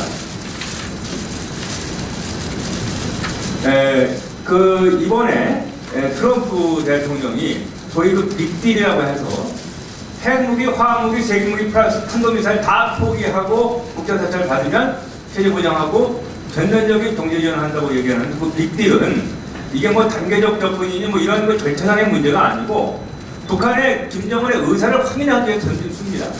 어차피 빅딜을 하더라도 폐기는 단계적으로 할 수밖에 없어요. 당장 오늘 합의한다고 해서 내일 그게 다 폐기가 되는 게 아니지 않습니까? 물론 1년 내에 웬만한 건 다 폐기할 수 있는데, 결국은 북한의 김정은의 의사를 확인하기 위해서 던진 수에 김정은이 거부를 했기 때문에 이번 회담은 우리가 진실의 순간을 앞당긴 성공한 회담이라고 생각합니다. 사실 우리가 지금 비핵화 외교를 해왔습니다. 이거 노태우 대통령 때 시작된 겁니다. 노태우 대통령이 91년도 가을에 한국이 먼저 일방적으로 핵무장 옵션 다 포기했습니다. 바로 뒤이어서 그 당시 아버지 부시 대통령이 우리 한국에서는 전생물이 완전히 다 철수해버렸습니다. 이렇게 한반도에서 핵의 진공 상태를 만들어놨습니다. 노태우 대통령 회고록에서 우리가 비핵화한다는 먼저 모범을 보이고 북한을 설득해서 끌어들이겠다는 그런 생각에서 내가 그렇게 했다 이렇게 얘기를 하셨는데, 이 핵의 진공 상태에 우리의 서원에 북한은 어떻게 보답했습니까? 핵개발로 보답을 했다. 이 비핵화 얘기가, 그러니까 우리가 먼저 선의를 보이고 우리 카드는 없으니까, 가진 카드는 나머지 카드는 다 없으니까 이제 정치, 경제, 외교 쪽으로 다 북한의 인센티브를 제공해서 북한의 핵 포기를 유도하겠다는 이 비핵화 외교가 노태우 대통령 때 시작해서 지금 대통령까지 대한민국의 7명의 대통령이 계속하고 있는 겁니다. 아이러니컬하게도 진보 보수 정권에 상관없이 똑같은 외교 정책, 실패한 외교 정책을 되풀이해오고 지금까지도 하고 있습니다. 7명의 대통령이 실패한 정책이면 이거 적폐 아닙니까? 그런데 지금 적폐 청산하겠다는 정부에서 그 새로운 척도를 쌓고 있는 것이 대한민국의 현실입니다.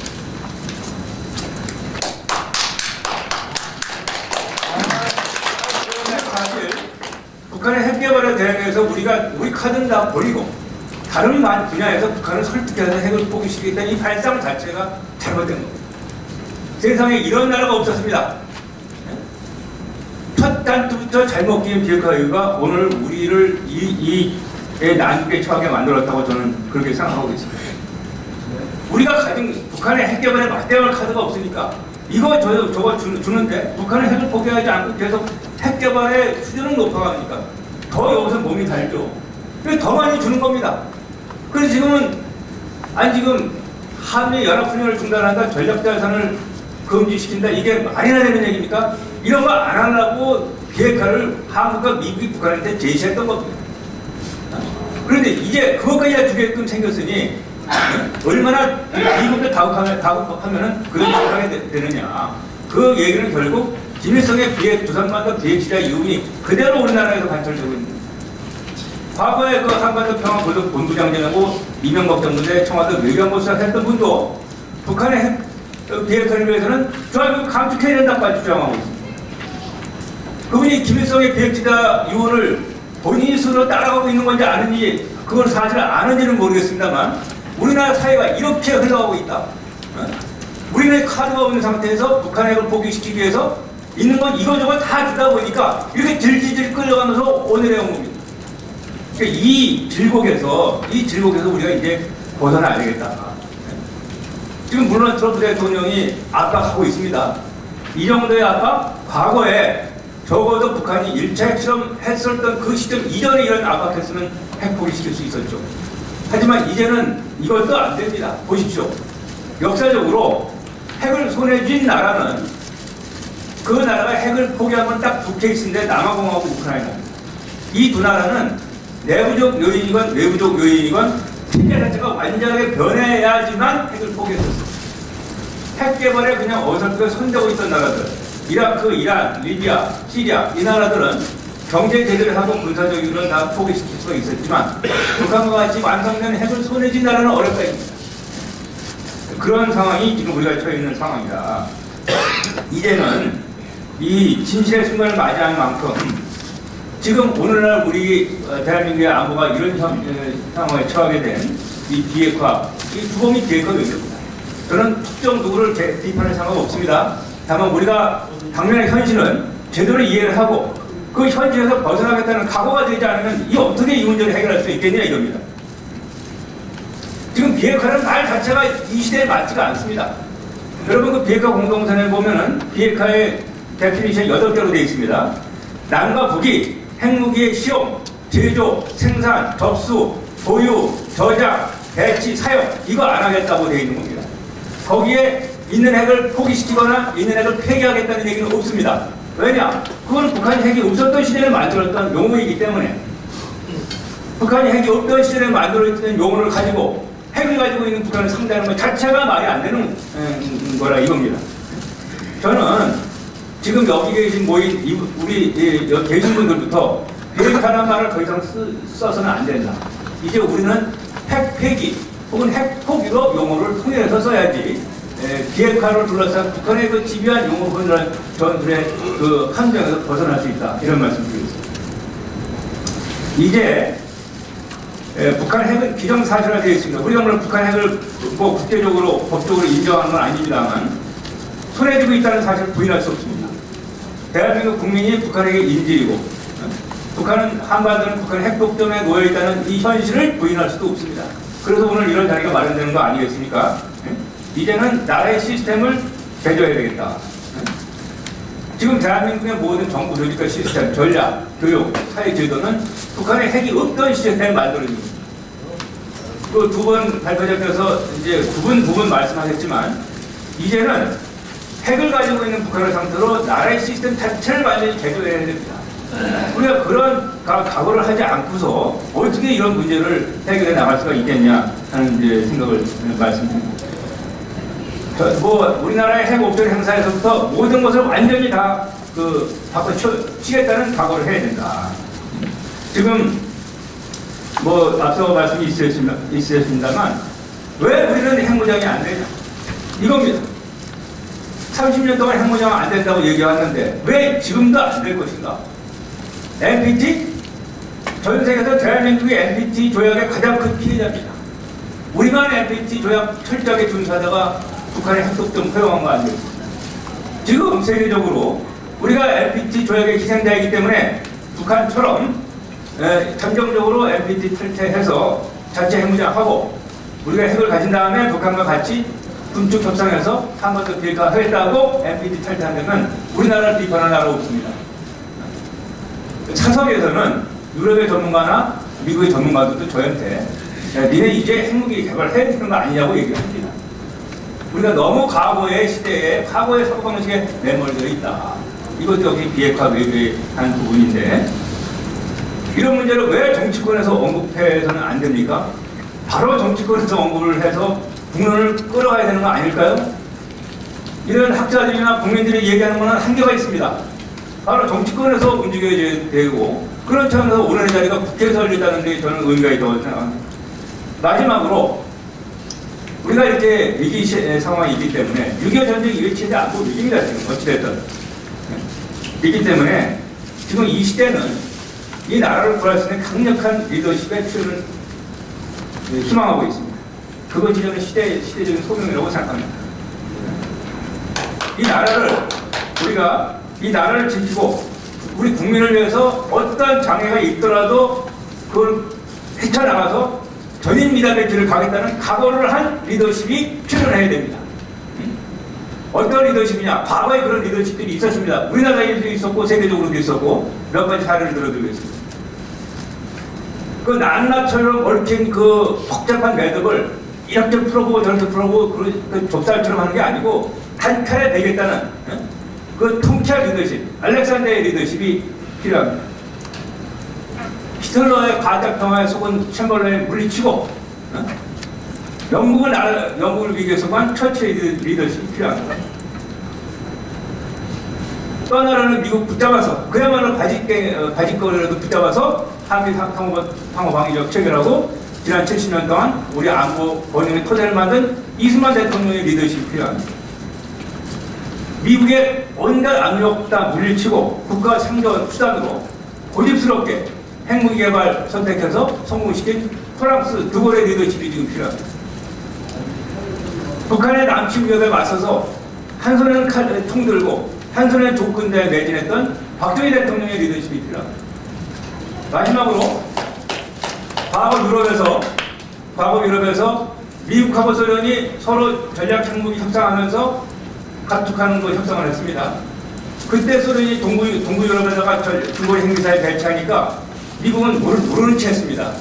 이걸 보고 그 당시 스미트 서독 수상이 미국하고 소련 간에 군축 협상하는 거는 뭐라고 할 수 없는데 왜 그 소련이 동유럽에다가 서유럽을 타겟으로 한 그 중거리 핵미사일 배치를 가만히 나서느냐?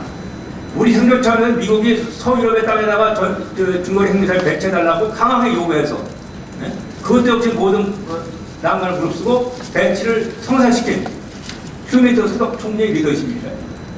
이러한 리더십들이 복합적으로 되어 있는 그야말로 새로운 리더십이 출연해서 대한민국을 이게 위기에서 구해 나갈 수 있기를 진심으로 희망합니다. 감사합니다. 안녕하세요. 유원입니다. 저는 이렇게 훌륭한 자리에서 말씀할 수 있게 돼서 영광스럽게 생각을 합니다. 옆에 오늘 발표하신 김태 원장님이랑 박지락 교수님 아주 거의 한 20년 전부터 잘 알고 제가 존경하는 분인데 발표 잘 들었고요. 많이 배웠습니다. 저마저 발표하신 내용에 제가 동감을 하고요. 우리 두 분과 좀 전에 전 원장님께서 큰 전략적인 측면, 큰 방향과 관련해서는 잘 말씀을 해주셨기 때문에 저는 국방부를 26년간 담당하면서 알려진 어떤 군사 기술적인 측면에서 이 문제에 대해서 여러분께 좀 말씀을 드렸으면 합니다. 우선 뭐 앞서 여러분 말씀이 나왔습니다만 이번 2차 미국 정상회담 결렬이 의미가 있는 것 중에 하나는 이 동상 이몽의 실체가 확인이 됐다. 그러니까 우리 정부와 북한 김정은과 트럼프 대통령이 사실은 다 다른 생각을 갖고 있었는데 그 실체가 확인이 됐고 북한의 완전한 비핵화는 현실적으로 기대할 수 없다는 불편한 인식이 확인됐다는 점에서 의미가 있다고 볼 수 있습니다. 그럼 북한의 어떤 우리가 완전한 비핵화, 그야말로 100% 북한의 핵무기, 핵능력을 제거하는 비핵화가 가능할 것인가 하는 걸 따져봐야 되는데 여러분이 김정은이시라면 100% 비핵화 하시겠습니까? 제가 김정은이라면 안 합니다. 절대 못합니다. 근본적인 한계가 있다. 그리고 이제 앞으로 문제가 이제 비핵화 협상의 전망도 매우 그렇기 때문에 이제 어렵다는 것이죠. 그리고 오늘 아침 보도도 나왔습니다만 미국에서 비교적 온건파로 알려진 비건 협상 대표도 이른바 빅딜 볼턴 보좌관과 같은 맥락의 목소리를 내기 시작했습니다. 그러면 앞으로 이제 대북 제재가 강화될 가능성이 많은데 문제는 지금 현 정부, 한국 정부는 그런 점에 대해서 입장이 다르다는 것이죠. 그래서 만약에 이제 대북 외교적인 제재, 경제적인 제재, 세컨더리 보이고스 포함한 이런 것들이 비핵화가 진전이 없으면 이제 그 강도가 높아질 텐데 이것도 안 되면 이제 군사적인 옵션 문제가 거론이 될 텐데 이른바 예방 타격등 초고강도 군사 옵션이 거론될 때 문재인 정부는 어떤 스탠스를 취할 것이냐. 지금 정부, 지금까지 대통령이나 정부가 한 말과 행동을 보면 아마도 반대할 것이다. 반대도 그냥 반대가 아니고 아마 벌써 반대할 것입니다. 그럴 경우 이제 한미 간에 상당한 파열음이 날 수밖에 없고 한미 동맹이 위기를 맞는 이런 상황이 될 걸로 예상이 되고요. 그리고 결국 어떤 비핵화 협상이 위험상 타결이 돼서 이게 스몰이 됐던 빅들이 됐던 중간에 미디엄들이 됐던 간에 어떤 일정 수준의 북한 핵무기는 우리가 머리고 살아야 될 가능성이 굉장히 높다는 것이 현실인 것이죠. 그래서 이제 오늘 주제인 핵균형 대응방안과 첨단 재래식 대응방안을 나눠서 좀 제 의견을 말씀드리겠습니다. 먼저 핵균형 문제 관련해서 우리 김 원장님께서 옵션 중에 하나로 회구상정 이른바 확장 억제 말씀하셨는데 저도 이제 공감을 하면서 다만 이제 그 현실적인 한계 이 문제를 하나 좀 말씀드리고 싶은데 여러분도 잘 아시는 이른바 트럼프 리스크입니다. 이 트럼프 대통령이 다행히 이번에는 비교적 합리적인 판단을 했지만 기본적으로 쭉 말씀하신 걸 들어보면 이 미국의 전략자산 출동 문제라든지 방위분담 문제라든지 한미연합훈련 문제, 돈 들어가는 거에 대해서 굉장히 부정적입니다. 그리고 굉장히 과장해서 얘기를 하고 있어요. 예를 들어 미국의 B2 스텔스 폭격기가 한 번 출동하는데 사실은 한 5, 60억이면 되는데 이게 한 번 오는데 몇억 달러, 그러니까 몇천억이 된다고 얘기를 하시면서 굉장히 부정적이고 실제로 지난해 6월에 1차 미국 정상회담이 끝난 다음에 미 전략자산은 한 번도 한반도에 출동을 지금까지 하지 않고 있습니다. 이런 것들이 전략자산 출동이 중단되고 있는 문제. 이런 점에서 우리가 확장 억제에 과연 트럼프 대통령이 있는 한, 또 만약에 재선된다면 이런 스탠스가 지속될 가능성이 많은데, 그럴 경우에도 확장 억제에 우리가 과연 높은 신뢰도를 갖고 의존할 수 있는 것인가 하는 고민이 생길 수밖에 없는 것이죠. 두 번째로 이제 독자적 핵무장 문제는 우리 김태호 원장님 의견에 저는 전적으로 동의를 합니다. 저는 전에부터 우리 김 원장님 표현에 따르면 이제 핵무장 잠재력, 오늘 이제 누클리어 옵션이죠.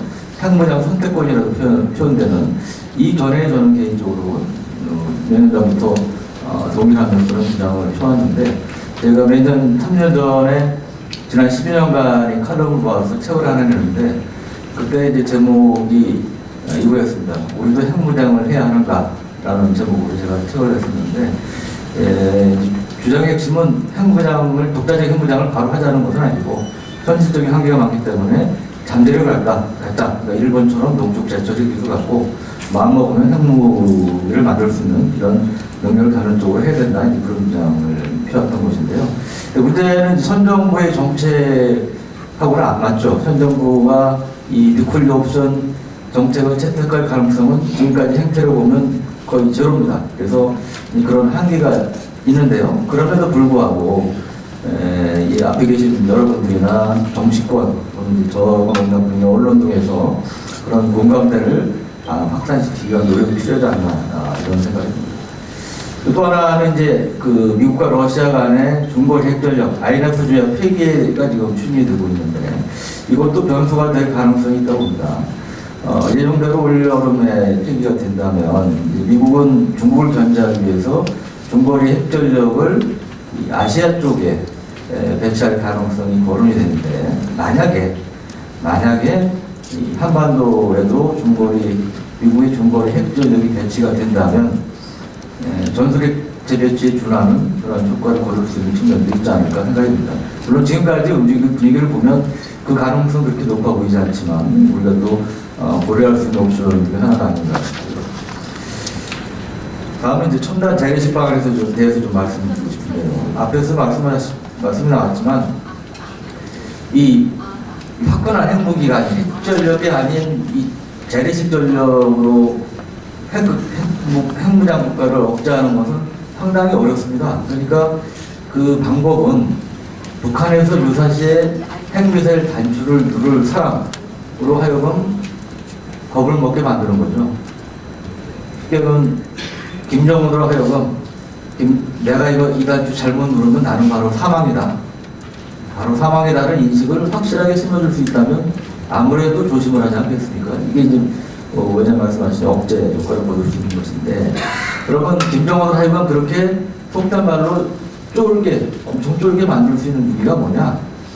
근데 그 중에 하나가 이제 미사일인데 미사일 중에도 지금 우리가 갖고 있는 현무특급 탄도미사일이 아니고 현무특급은 이제 보통 탄도 중량이 한 2톤 가량 되는 것으로 알려져 있는데 탄도 중량 2톤이 넘는 엄청난 위력을 가진 그 탄도미사일을 만드는 것이죠. 일명 천무4라고 거론이 되는데 좀 과장해서 얘기하면 이 미사일 한 발로 주석궁 전체를 날려버릴 정도 위력을 갖는다면 김정은이 좀 그걸 못 겪겠습니다.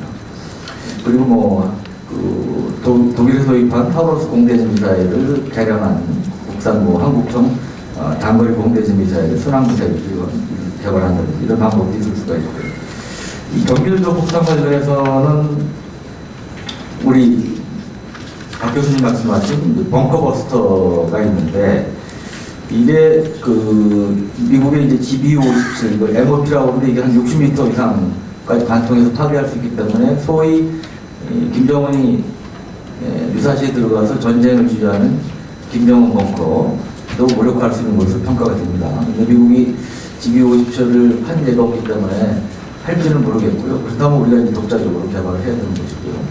근데 이제 보통 혼동이 많아서 좀 여담으로 말씀드리면 미국의 이제 MOAB라고 모든 폭탄의 어머니라는 게 있습니다. 미국이 지난번에 트럼프 대통령이 지시해서 아프가니스탄에 사용한 적이 있는데 그때 이제 그거에 대해서 트럼프 대통령이 북한에 대한 경고 메시지다, 메시지를 보냈다 이런 보도도 많이 있었는데 실제로 이 GBU-43이라고 하는데 이거는 제어 관통 능력이 없습니다. 그러니까 그 지상의 광범위한 지역은 초토할 수 있고 보기에는 거의 항복이 터지는 것 같은 그러한 강한 인상은 주지만 지하 50m, 60m에 들어가는 김정은을 제어하는 효과가 없기 때문에 GBU-57 같은 걸 개발해야 됩니다. 두 번째는 이제 특수전 전력인데 우리 이제 특임여단이라고 대량갱 보복 중에 하나인 삼척 체계 중에 대량갱 보복 수단 중에 하나로 이 특수전 전력 1,2여단을 지정을 했는데 사실은 지난해 판문점 회담 이후에 미국 정상회담 비핵화 협상이 진행되면서 사실은 진행 속도가 늦어진 것으로 알려지고 있습니다. 그래서 이런 유사시 지휘부를 제거할 수 있는 특임여단 전력화, 침투수단 이런 것도 쪽이 확대할 필요가 있다 말씀드립니다. 그 다음에 이제 우리 박 교수님 말씀하신 미사일 방어 관련해서도 이 국산 장거리 미사일 지금 요격고도가 한 40에서 60km 되는데 사드보다는 낮고 패트리어트 팩3보다는 높은 이제 그런 국산 미사일도 개발을 하고 있는데 이게 완전 중단된 건 아닙니다. 뭐 일부 중단됐다는 것도 있었지만 그런 면에서 우리가 개발할 필요가 있고요. 또 하나가 지금 미사일 방어 전력이 미군도 그렇고 우리도 그렇고 사실은 보강이 되고 있습니다.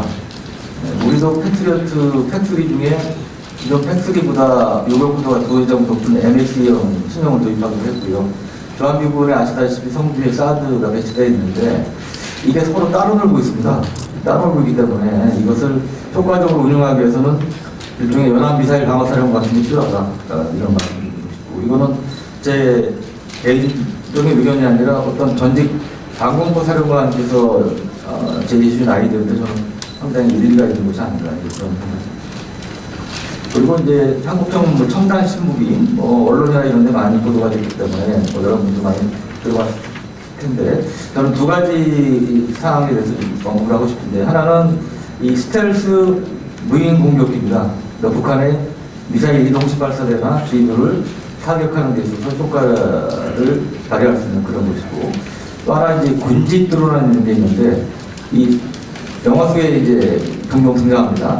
소형 비행기 몇백 대를 동시에 투입을 해서 유사시 적지구를 제거한다든지 북한 미사일을 타격할 수 있는 그런 것들이 있고 또 하나는 이제 레이저 무기인데 이 레이저 무기는 단순히 뭐 드론이나 이런 거를 무력화하는 것뿐 아니고 미사일 방어에도 활용될 수 있기 때문에 이걸 적극적으로 개발할 필요가 있다. 그리고 첨단 이 정보감시 전력도 필요하고 마지막으로 사이버 무기에 대한 노력도 필요하다. 그리고 사이버 관련해서 끝으로 하나만 드리고 싶은데요.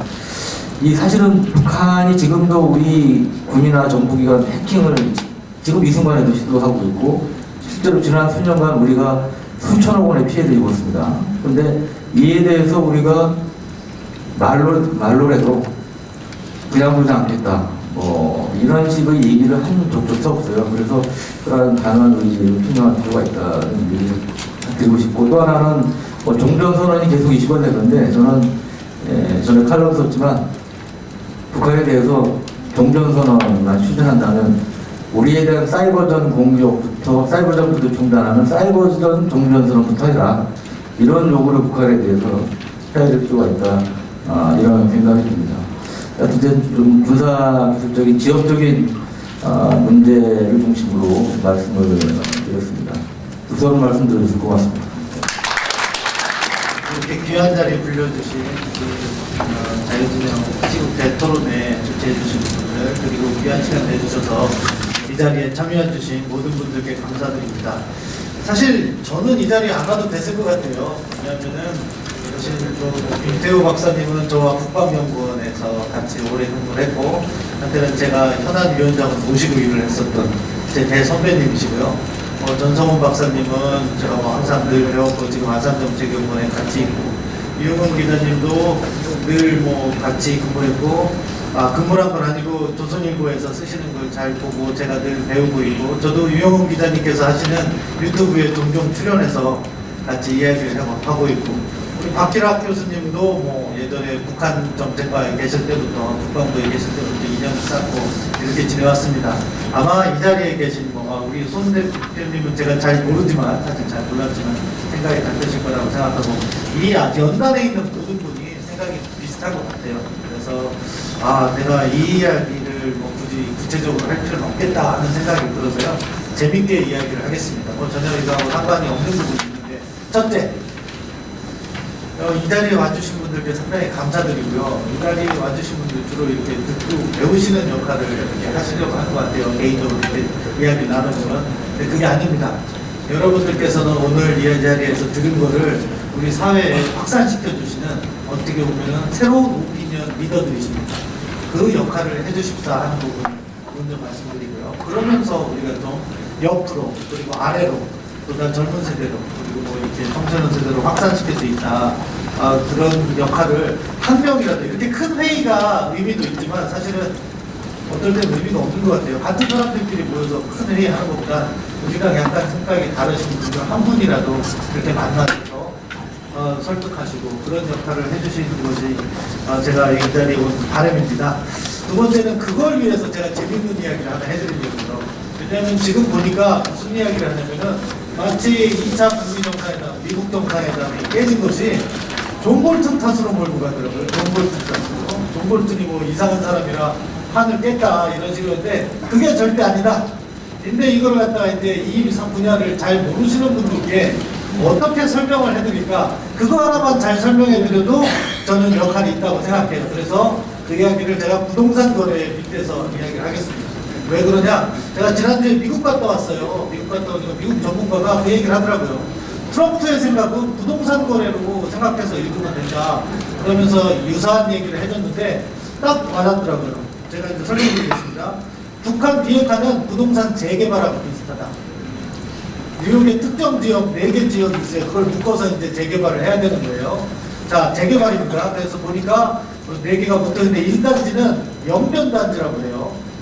2단지는 미공개 농축우라늄 단지예요. 3단지는 핵물질 단지고 4단지는 핵무기와 미사일 단지예요. 이게 붙어있어갖고 이 4단지를 사야지 재개발이 되는 거예요. 이제 트럼프가 이제 재개발을 한다고 해서 그쪽 주민들 대표가 와가지고 나 이 4단지 다 내려놓겠습니다. 비핵화하겠습니다 해서 이제 협상을 했죠. 그러니까 처음에 만났더니 일단 포괄적인 원칙에 합의를 해주십시오. 그래서 합의를 했다고 해요. 그리고서 이제 다음에는 구체적인 준비를 하겠다 해서 이제 갔어요. 근데 이제 김정은을 만나보니 1단지만 팔겠다는 거예요. 일단 영변단지만 팔겠다고 하면서 값은 엄청나게 부르는 거예요. 그러니까 트럼프, 야, 이 값으로는 4개 단지를 다 못 사겠다. 그러니까, 야, 1단지, 2단지 묶어서 기공개, 농축우라늄 단지까지 함께 제재 완화하는 가격에 사는 게 어떠냐? 그렇게 이야기를 했더니, 김정은이 2단지는 존재조차도 거부하는 거예요. 2단지가 있다는 얘기도 안 하는 거예요. 그리고 협상 대상이 아니라고 하는 거예요.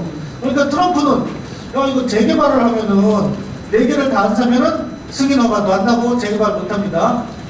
나눠서 사는 것도 사실은 기분이 나빠요. 왜?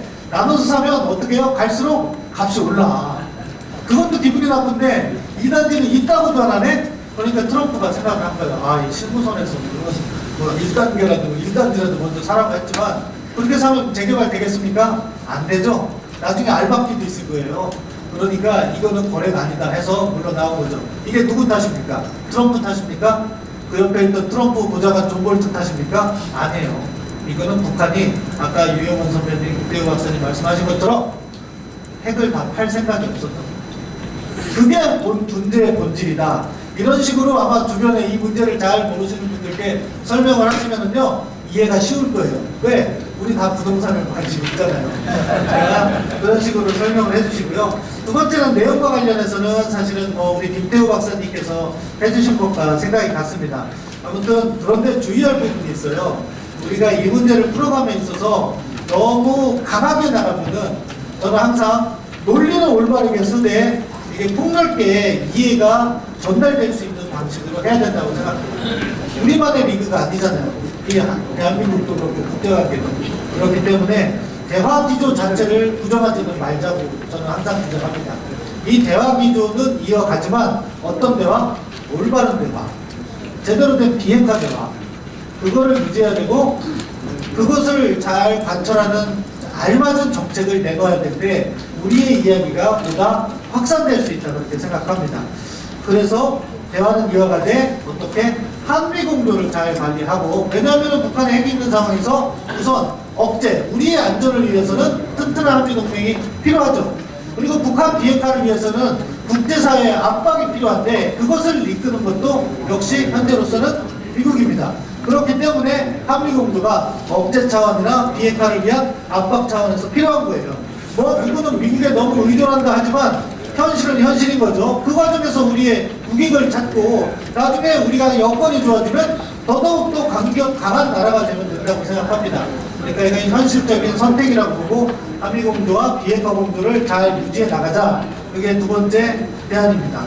그리고 세 번째 대안은 핵과 관련해서는 일단 현 단계에서 우리가 할 수 있는 일을 먼저 하자. 그 부분은 박희락 교수님께서 얘기하신 재래식 전략을 갖다가 잘 강화하고 필요한 역량을 구축하고 그 다음에 핵무장 잠재 능력을 키워야 되는 거예요. 왜? 뭐 전성훈 박사님 말씀은 100% 지지해요. 저도 시원하게 그렇게 한번 내지르고 싶어요. 하지만 이렇게 했을 때 과연 얼마만큼 설득력이 있을까? 저는 그 부분 때문에 그 이야기를 하지 않습니다. 대신에 현 단계에서 할 수 있는 핵무장 잠재 능력을 키우자. 원자력 발전 이거 안 하는 건 우리 전력 수급에도 문제지만 우리의 역량, 국가 역량, 생존의 문제도 스스로 맡고 있는 걸지도 몰라요. 그런 부분에서 반대합니다. 그리고 핵무산을 강화하면서 어떻게 보면 확장 억제를 현 단계에서는 강화시킬 수 있을 거예요. 이 부분은 미국도 동의해줄 거예요.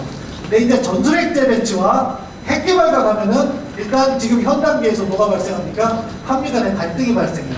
이 부분은 김태우 박사님께서 그런 이유에서 설명을 하셨을 거라고 생각하는데 김 박사님께서 설명을 더 자세히 해주실 테니까 그 부분까지만 말씀드리겠습니다. 그리고 마지막으로 하나 더 강조하는 것은 뭐냐?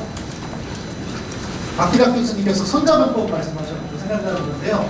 손자병법에서 상책이 뭡니까? 벌복, 그 다음이 벌교, 그 다음에 뭐더라? 벌병, 그 다음에 공성인가? 그런데 앞에 두 개를 우리가 더 신경을 써야 된다. 뭐 북한의 대책을 떼는 게 첫 번째입니다. 북한은 지금 어떤 정책이야? 문재인 정부 살살 흔들어가지고 자기들이 핵을 보유하는 협상을 하려고 하는 게 북한의 대책이다. 저는 그렇게 생각합니다. 그 부분에 있어서 논리적으로 문제 제기를 해주는 것이 가장 좋은 방법이고 그 부분에 있어서 우리 국내, 우리 많은 국민들이 그리고 국제사회가 그러한 계책을 깨닫게 하는 게 첫 번째입니다. 두 번째, 벌교. 이 부분도 사실은 그간 북한에 대한 압박이 가장 성공적이었던 건 뭐예요? 북한을 국제사회에서 고립시켰잖아요. 그런데 지금 어설프게 북한이 대화한다고 나오니까 그 고립이 깨졌습니다. 북한이 비핵화를 하지 않는다면 이러한 부분을 다시 한번 우리가 북한을 외교적으로 고립시킬 수 있다는 것도 보여줘야지 비핵화 협상에 도움이 될 것이다. 그렇기 때문에 여러분들께서 합리적인 대안을 만들고 그 합리적인 대안을 쉽게 설명함으로써 이러한 공감대를 보다 전국민적으로 폭넓게 형성하는 그러한 역할을 해주십사 하면서 토론을 마치겠습니다. 감사합니다. 멤버지만은 제 토론 내용은 자유진영을 대표하는 것도 아니고 또 선진통일공공연합을 또 대표하지 않고 제 개인적인 사견임을 전제로 말씀을 드리겠습니다. 제 결론은 그렇습니다. 우선 진단은 북한은 이제 핵 무장 국가인데 핵 보유국까지 궁극적으로 인정을 받을 수밖에 없을 것이다라는 예상을 갖고 있기 때문에 제 처방은 그렇습니다. 핵무장으로 갈 수밖에 없다. 이것이 오늘 제 토론 내용의 결론이 되겠습니다. 하노이 회담 세 가지 점에 있어서 선포가 있었습니다. 김정은 핵 포기 안 한다는 핵 사고를 검증했다는 점하고 두 번째는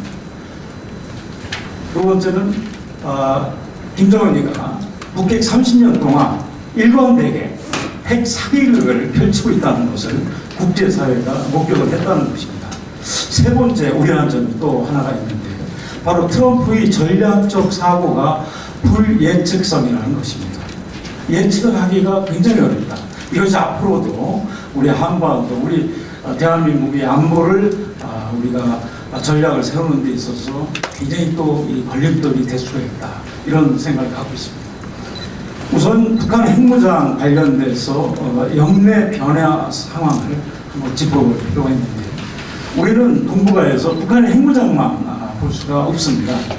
북한의 핵무장으로 북방 3국이 핵 보유국이 된 것이죠. 이것은 남방과 비교해서 핵 균형이 깨졌다는 얘기고 세력 균형, 공격 방어 균형이 불균형이 나는 엄중한 상황에 있다라는 점입니다. 중국의 입장을 잠깐 볼까요? 중국은 북한을 단순히 전략적 완충지대의 범위를 넘어가지고 이제는 전략적 핵지대로서 북한을 새로운 지정학적 실체로 받아들이고 있다. 다시 말해서 핵 보유국으로 인정을 하고 있다. 이런 이제 입장을 보고 있습니다. 러시아도 중국의 입장과 마찬가지라고 보고 있고요. 일본의 입장 같은 경우에는 사실 북핵 30년 동안 가장 북핵의 수혜자가 사실 일본이라고 봅니다. 북핵의 명분으로다가 분리 중단을 할 수 있었고 보통 국가를 지금 추진할 수가 있는데 일본도 핵무장국가로 가되 아마 이스라엘의 NCND 그 방식으로다가 핵보유국으로 가지 않을까 이렇게 예측을 해봅니다. 김정은의 핵무장 전략을 잠깐 보게 되면 북한에 있어서는 이 세계 2006년도 첫 번째 핵 실험을 해서 핵 클럽으로 이제 진입하는 중요한 해가 바로 2006년도였고 또 다른 중요한 한 해는 2013년도였다고 생각합니다. 이때 비로소 전문가들이 평가하는 이제 우라늄탄 핵실험을 하게 됐는데 북한이 주력 핵탄이 플루토늄에서 우라늄탄으로 전환된 시기가 바로 2013년이다. 다시 말해서 그때부터 은밀한 핵 개발과 핵 무장이 이제 가능하다. 바로 이 해 2013년도 우라늄탄 핵실험을 하고 북한은 법령으로 핵 도트린을 제정을 하게 됐던 것이죠. 바로 이러한 배경이 자신감 있는 배경이 북한에도 있었다 이렇게 제 생각합니다.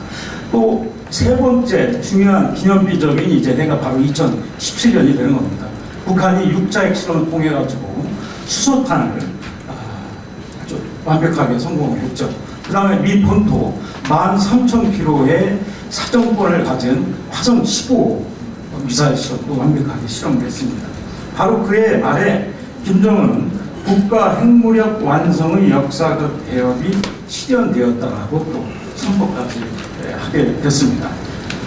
지금 현재 북한은 원자탄이 아닌 수소탄 개발에 지금 이 완성의 단계에 지금 진입을 지금 하고 있는 상황이고, 소위 이제 대기권 재진입, 리엔트리 기술이 한 2% 부족하다 얘기하는데 이것은 뭐 전혀 문제가 없다고 저는 생각합니다. 시간 문제라고 보는 것이죠.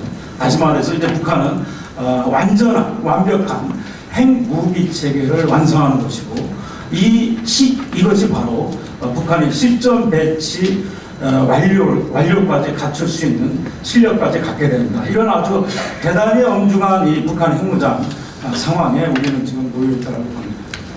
두 번째는 북한의 비핵화 기만에 대해서 잠깐 짚어보면 북한의 목표는 이제 아시다시피 파키스탄 모델이죠.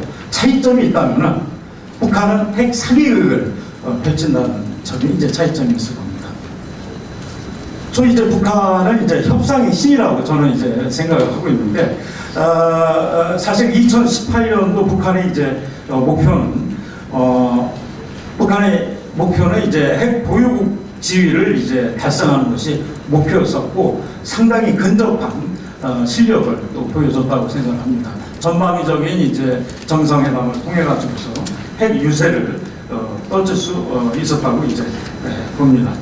북한의 이제 비핵화 기만에 있어서 한 가지 이 검증 프로세스에 있어서 가장 어려운 점은 북한 전역에 있는 이 군사 시설을 사찰할 수가 없다라는 점입니다. 아마 국제법적으로도 북한은 주권국가이기 때문에 군사 시설이라는 이유로 사찰을 철저하게 부정을 할 텐데 바로 이 점이 향후에도 이 검증 프로세스에서 가장 어려움이 있다고 보고 트럼프 정부는 올해 제재 방점을 둔 시간 끌기 협상으로 간다고 이제 예상이 됩니다만 내년 2020년도 대선 국면에서는 2017년도에 있었던 화염과 분노 작전이 다시 말해서 군사적 긴장으로 옵션 정책을 전환할 가능성이 크다. 바로 또 그것을 맞대응으로다가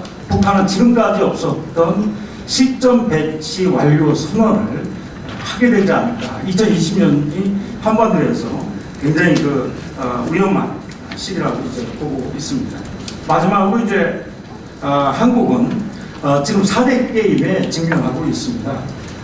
김정은과 트럼프 소위 협상들과 협상의 달인들과 이제 우리가 이제 협상을 임해야 되는 이제 협상 게임이 있고, 핵무장 북한과 이제 적대 게임이 있고, 그 다음에 이 한미 동맹이 도대체 어디로 튈지 모른다는 이 동맹 게임에 우리가 임해야 된다고 보고 있습니다. 마지막으로 이제 핵 군비 경쟁에 이제 이미 진입이 됐기 때문에 이에 대한 이제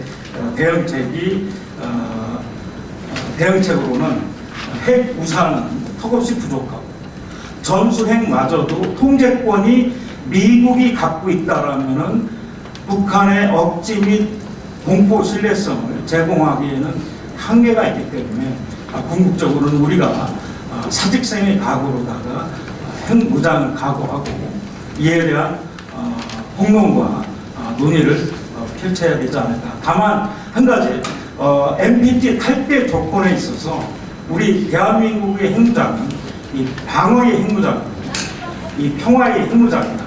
바로 이것을 국제사회가 인정해 줄 수 있기 때문에 이 부분을 국제사회에 설득을 해가지고서 우리가 핵무장으로 갔을 때는 생각보다는 많은 그 어려움을 이겨낼 수 있지 않을까 이렇게 봅니다. 예, 이상으로 발표를 마치겠습니다. 많은 발표회가 항상 우리가 중심이 아니고 옆에서 보고 비판하고 거기에 대한 제안을 하는 경우가 많습니다. 그래서 저는 딴 데 북도 미국도 우리 정부도 각자 입장은 있겠지만은 제일 중요한 것은 어떤 정책이 나오고 전략 전술이 나와도 지금 남한에 대한민국 내의 문제를 해결하지 않으면 그의 효율도 또 국민 통합이 이루어지기 어렵다 없습니다.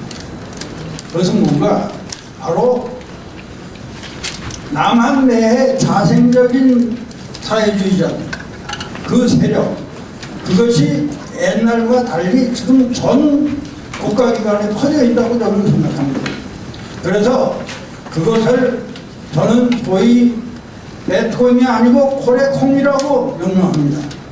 코레콩에 대한 대응 전략이 없어가지고는 우리가 어떠한 것을 만들어내도 매우 남한 사회가 불안하고 투쟁적인 불안한 사회가 될 거라고 생각합니다. 그래서 이 코레콩에 대한 대응 전략은 우리 훌륭한 박사님들의 생각은 어떠신지 한번 말씀해 주시기 바랍니다. 서울에 사는 김상호입니다. 오늘 좋은 말씀 잘 들어서 대단히 감사합니다.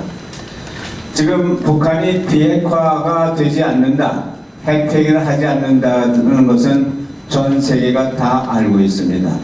그럼에도 불구하고 문재인 정권은 지금 지난번에 그 하노이 회담이 끝나자마자 경제 제재를 풀고 북한의 경제를 하고자 하는 이런 얘기를 했습니다.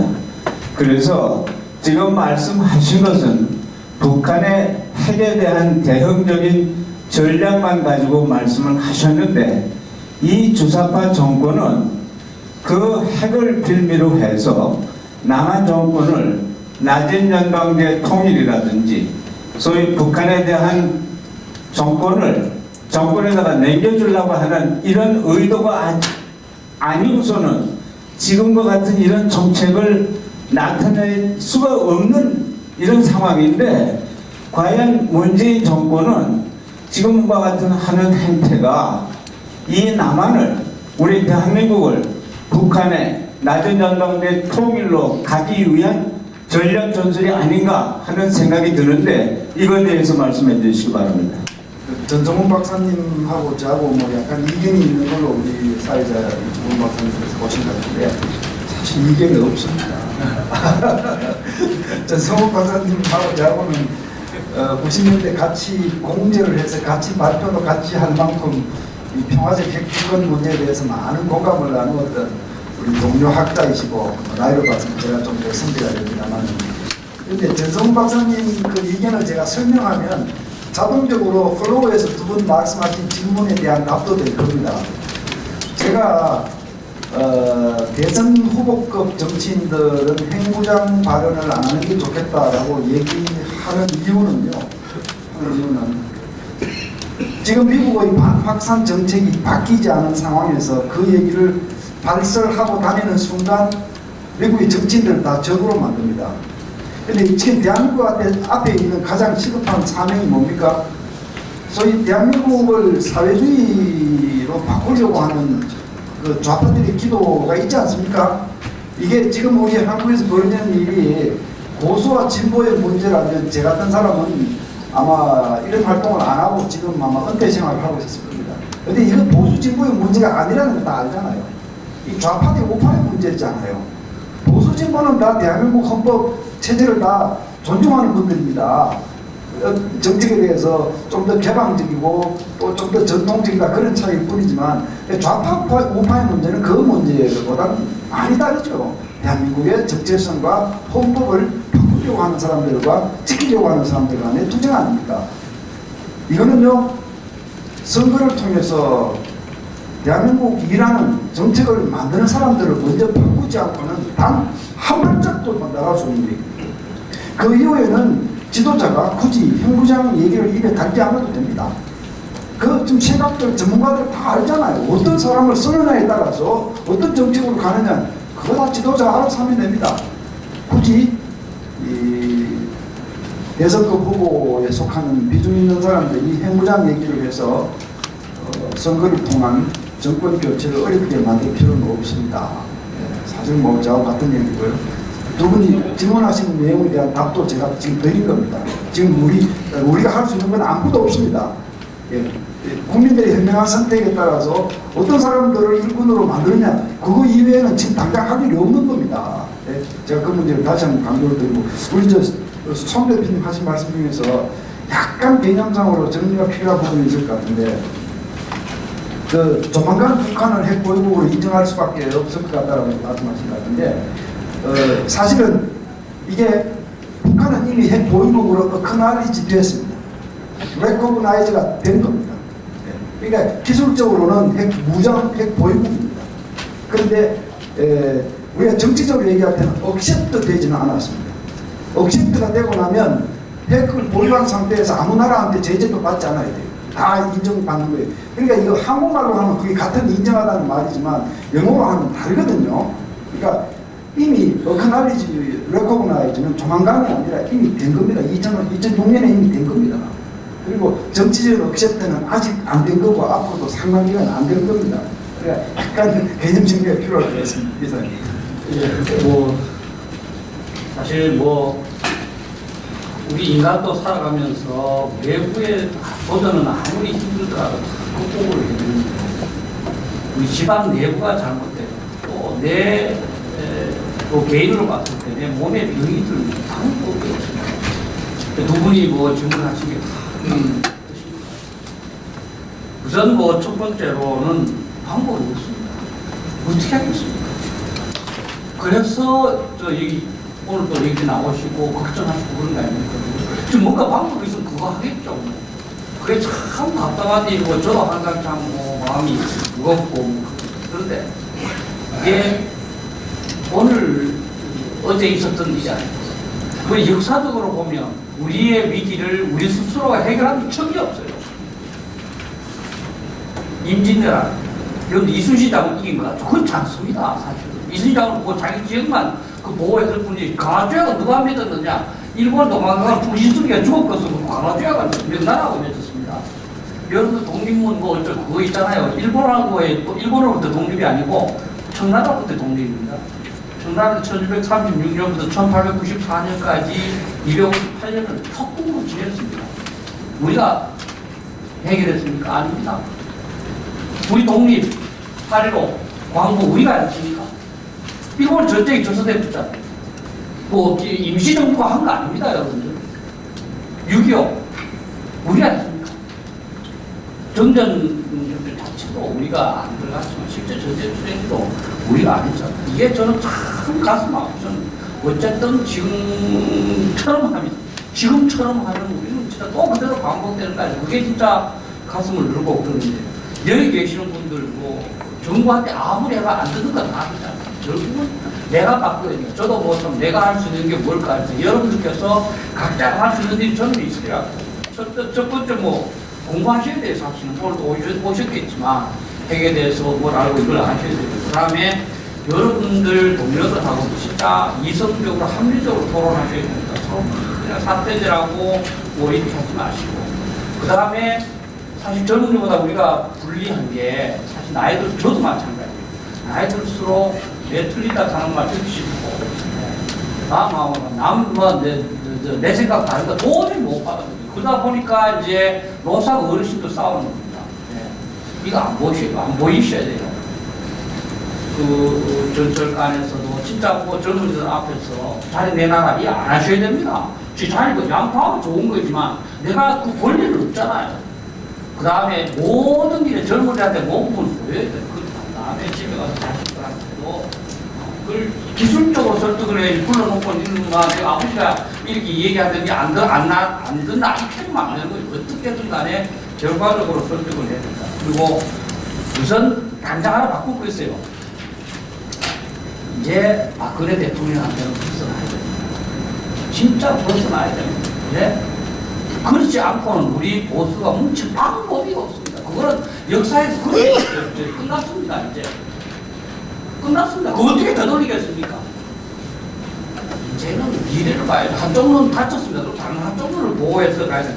그래서 우리 이제 모든 그 우익 정치들 다 단결시키고, 얘는 저런 단점도 있지만 저런 다른 장점도 있구나, 이렇게 해서 진짜 훌륭하게 만들어서 그 사람들이 투쟁을 하도록 해야지 이놈들은 다 욕하면서 저는 안 된다. 그래서 저도 마찬가지로 여러분들께서 어르신들께서 이제는 중요한 거는 저를 어떻게 여러분들이 생각해 제가 무슨 거 다 처리해서 해결해 주기를 바라겠지만 박희락 기사는 어떻게 해결했습니까? 여기 있는 사람들이 어떻게 해결합니까? 결국 여러분들께서 할 수 있는 바, 이 상황을 해결하는데 0.000000000000000 정도라도 기여되는 거, 그거를 하셔야 돼요. 그 길밖에 방법이 없다. 그렇게 모든 사람들이 기한도 없고 성과도 없는 이거를 묵묵히 할 때 기가 막히게 기적처럼 뭔가 해결책이 찾아오지, 그냥 한 큐에 해결하겠다, 저는 그건 안 된다고. 외람된 말씀드려 죄송합니다. 이제 국가안보를 공부하고 이 대한민국의 참 운명에 대해서 우려를 하는데, 제가 그 마지막으로 이제 이 회의를 끝내면서 말씀드리고 싶은 거는, 우리는 국가안보라는 것은 언제든지 최악의 상황을 가정하고 거기에 대비할 방법을 찾는 것입니다. 그리고 최악의 상황을 일단 가정을 하고 오늘 우리 그 토론을 했는데, 그 대신에 한 가지 더 주의할 것은 그것이 비관론에 빠지면 안 됩니다. 우리가 이제 진다라고 생각하면 안 됩니다. 전쟁터에 나가서 유능한 장수들은 정말 그 병사들이 나가면 질 것을 뻔히 알면서도 우리가 이긴다고 얘기함으로써 가서 우리가 승리할 수 있고, 그렇죠. 우리가 이길 수 있습니다. 북한 지금 밥도 못 먹는 나라인데 그런 나라한테 우리가 지금 그래서 행복이 만들고 저러는 것이죠. 만들다 보니까 또 밥을 더 먹는 것이고, 또 우리가 염려는 하되 좌절하거나 비탄에 빠지지 말고 대안을 강구하자라고 말씀을 드리겠습니다. 오늘 그런 대안을 강구하는 좋은 회의였다고 생각을 합니다. 여러분 오래 앉아 계시느라고 수고 많이 하셨고, 발표해 주신 두 분, 그리고 토론해 준 네 분에게 진심으로 감사를 드리겠습니다. 고맙습니다. 이상으로 제3차 자유진영 시국대 토론회를 모두 마치겠습니다. 여러분 고맙습니다.